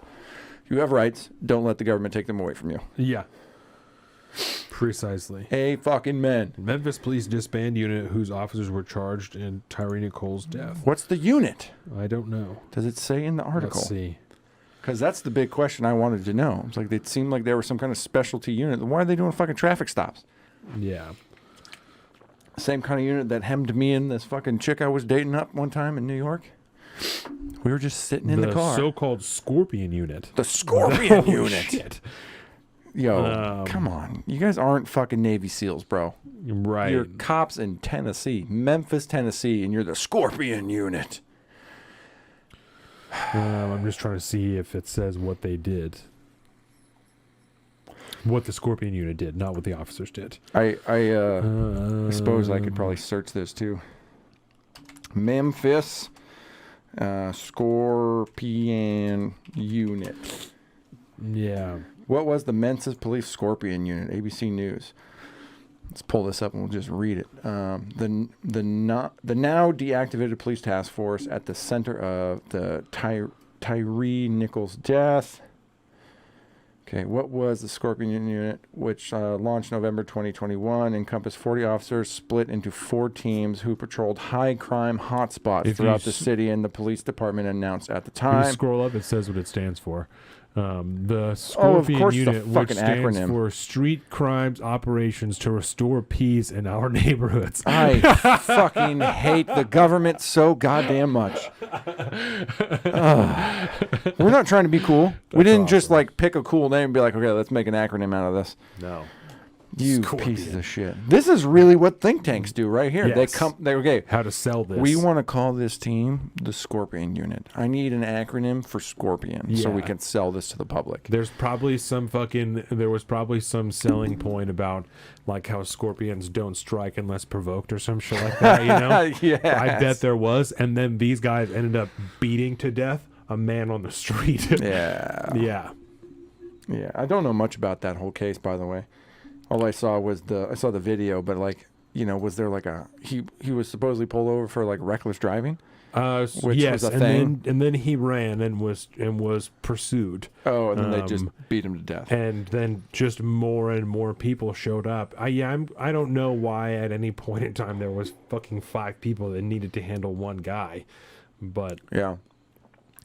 Come and take them is not an easy proposition, but it's all I offer. It's all I got. Amen, man. Yeah. There's kind of a lefty dude that I follow on Twitter, lives north of Seattle, and he, you know, like he's a big lefty guy, but he's also a massive 2A guy, which is kind of hilarious, and you know, kind of a big social justice guy and all this stuff. But he is mole on lob 100%. He's like, come and take them, bro. You can't do this to me. He's got a on his kit, he carries 3 different patches. One's an Antifa patch, one's a Gadsden flag, and one's a thin blue line. And he goes, "You keep them all so that you can switch them out whenever you need to stay safe." And I was like, "Oh, oh my goodness, he's deep into it, bro." He's that's like, hilarious. That way, if it's fucking Antifa rolling through the town, you're like, you tat up, you're like, no, I'm on your side. Yeah. Just keep moving on. I'm holding it down here. Just tuck them into a GP pouch and wait till they roll. That's wild. That's wild. He's a hell of a Twitter follow, dude. Lots of cool content about, like, it's just him and his massive armory and his security comp. He's got his whole house, which is in just this fucking neighborhood on the street. Yeah. You know, and he's got security cameras all over the fucking place. He's got a sweet fucking armory, and he's always taking, like, cleaning pictures of his guns and his fucking, you know, his PBs and shit like that. It's pretty dope. That's really funny. Yeah, but he's a leftist. When you look at the rest of his tweets, it's kind of funny. I just have the one patch that is 3 symbols. It's freedom, liberty, and autonomy. And to the unsuspecting, it could look like one of those lefty unity tags. You know what I mean? So there you go. I like it. So we covered the shootings. That's everything I got. I think that was it for El Nacional. Yeah. So I believe with that, you guys, we'll go ahead and we'll move into our second break here. I want to thank everyone, obviously, for being here with us for Part 2, Salt of the Streets, episode 141. Like, subscribe, comment, as you've been doing. You guys are a fantastic audience. I love having you guys here every week. Absolutely. Roll the socials. Yeah, we'll be back in just a few minutes. Obviously, Salt of the Streets for everything, for Patreon, for Instagram, for our website, YouTube. Go there to our Patreon, subscribe, help us make more, better content like this. We got a newsletter coming out in just a couple of days. SaltofTheStreets.com. You can find our personal social media as well. I am at Salt of the Street on Twitter and at Alpaca_Donovan on Instagram. At Colin is at Big Bird Offie on both of those things.